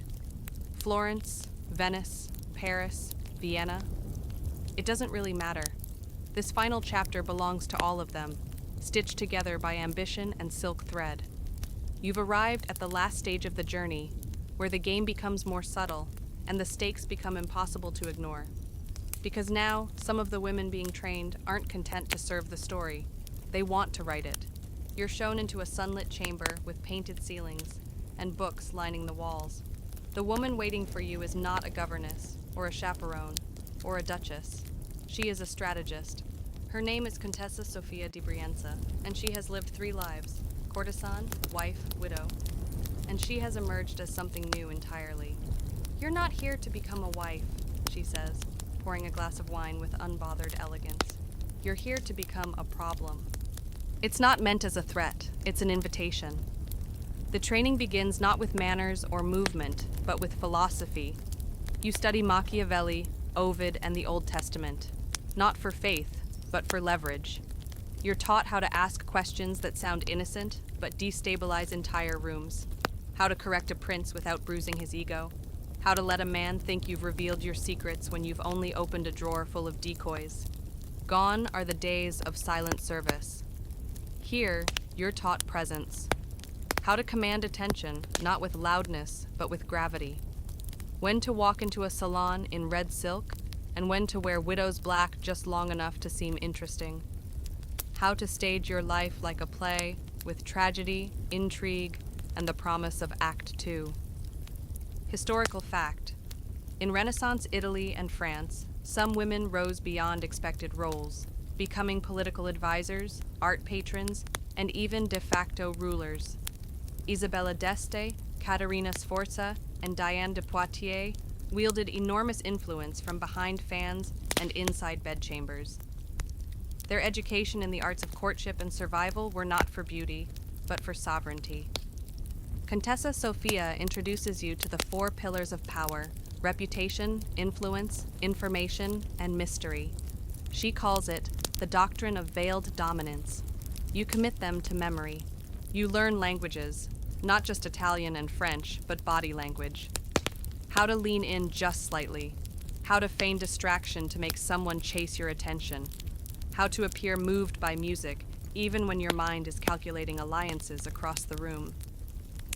A room, Sophia tells you, is a battlefield, and your chair is your throne. Fringe fact. Many royal courts during the Renaissance used salonières and ladies-in-waiting, not merely as ornaments, but as informal intelligence agents. They overheard, recorded, and sometimes manipulated courtly decisions by knowing who was sleeping with whom, who owed money, and who might be quietly plotting. You practice writing letters, not to express emotion, but to control it. A single phrase, "I hope your health improves soon," can imply a dozen things depending on punctuation and paper. You're taught how to press your seal just light enough that the impression fades with time, in case the message must vanish. You attend masquerades. You're told they're not for fun. They're rehearsals for deception. Beneath your mask, you say things you're not supposed to, dance with someone you shouldn't, and test how far the boundary stretches before it breaks. You learn that power has a taste, and it's sweeter when you're not supposed to have it. You study art, not to paint, but to understand symbols. A pomegranate in a portrait, a dog underfoot, a gloved hand resting on an armrest. All of it, messages. You realize that some women have been speaking through paintings for centuries. You learn to read their silences.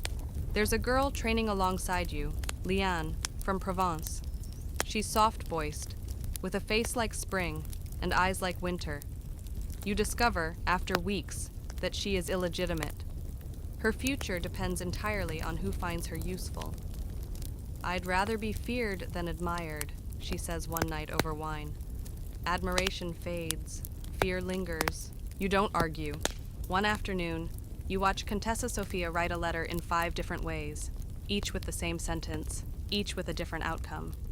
"You're not manipulating," she tells you. "You're conducting. The chord is your orchestra. You just need to choose the melody."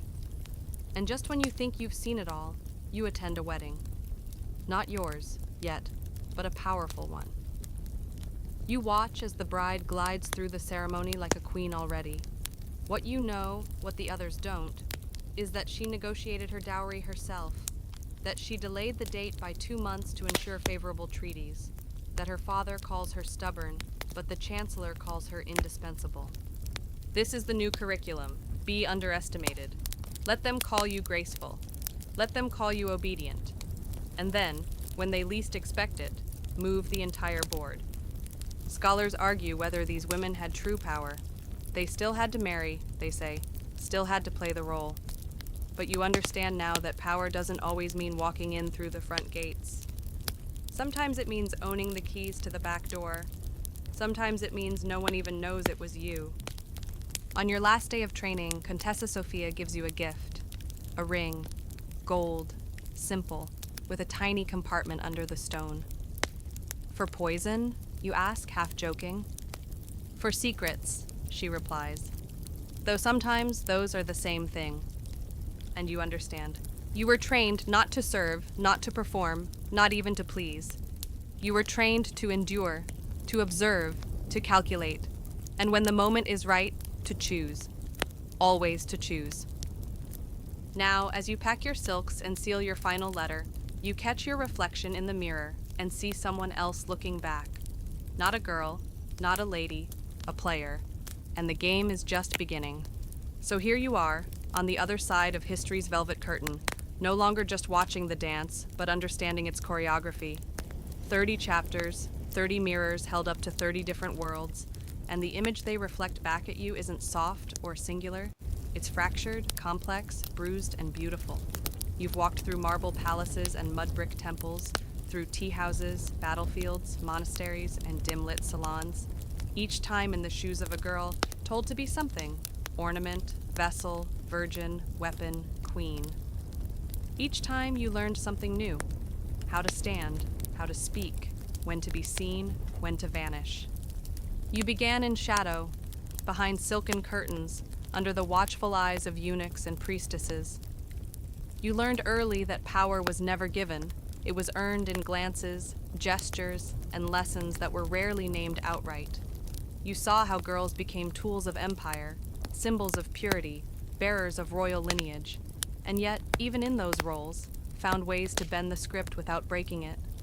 You watched them flirt through poetry, protest through silence, and survive through knowing when to speak and when to listen. There was no singular way girls were trained for the royal courts, no universal curriculum. Some were taught music, others warfare. Some were instructed in the Kama Sutra by candlelight. Others were handed prayer beads and told to pray away their desire.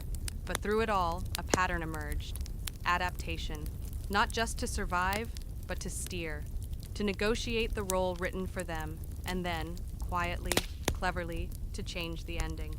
You've seen the scholars debate it all. Were they victims? Were they architects? Were they prisoners of beauty or masters of the gaze? And the answer, frustrating as it is yes. All of the above. These girls, these women, lived in systems they didn't design, but some of them rewired the walls.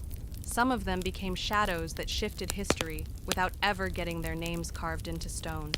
And maybe now, as you lie here, fan tucked metaphorically under your chin, candle burned low, you carry just a little more of their stories inside you. Not as fantasy, not as fairy tale, but as fact. That power has always worn many faces, and one of them, always, has been feminine. Now, go ahead, dim the lights a little lower, pull the covers up, let your breath slow. And if your dreams wander into palaces or harems, into libraries or war tents, don't be surprised. Just remember, wherever you find her, behind the curtain, beneath the veil, with a blade or a prayer book in hand, she's not waiting to be rescued. She's waiting to be recognized.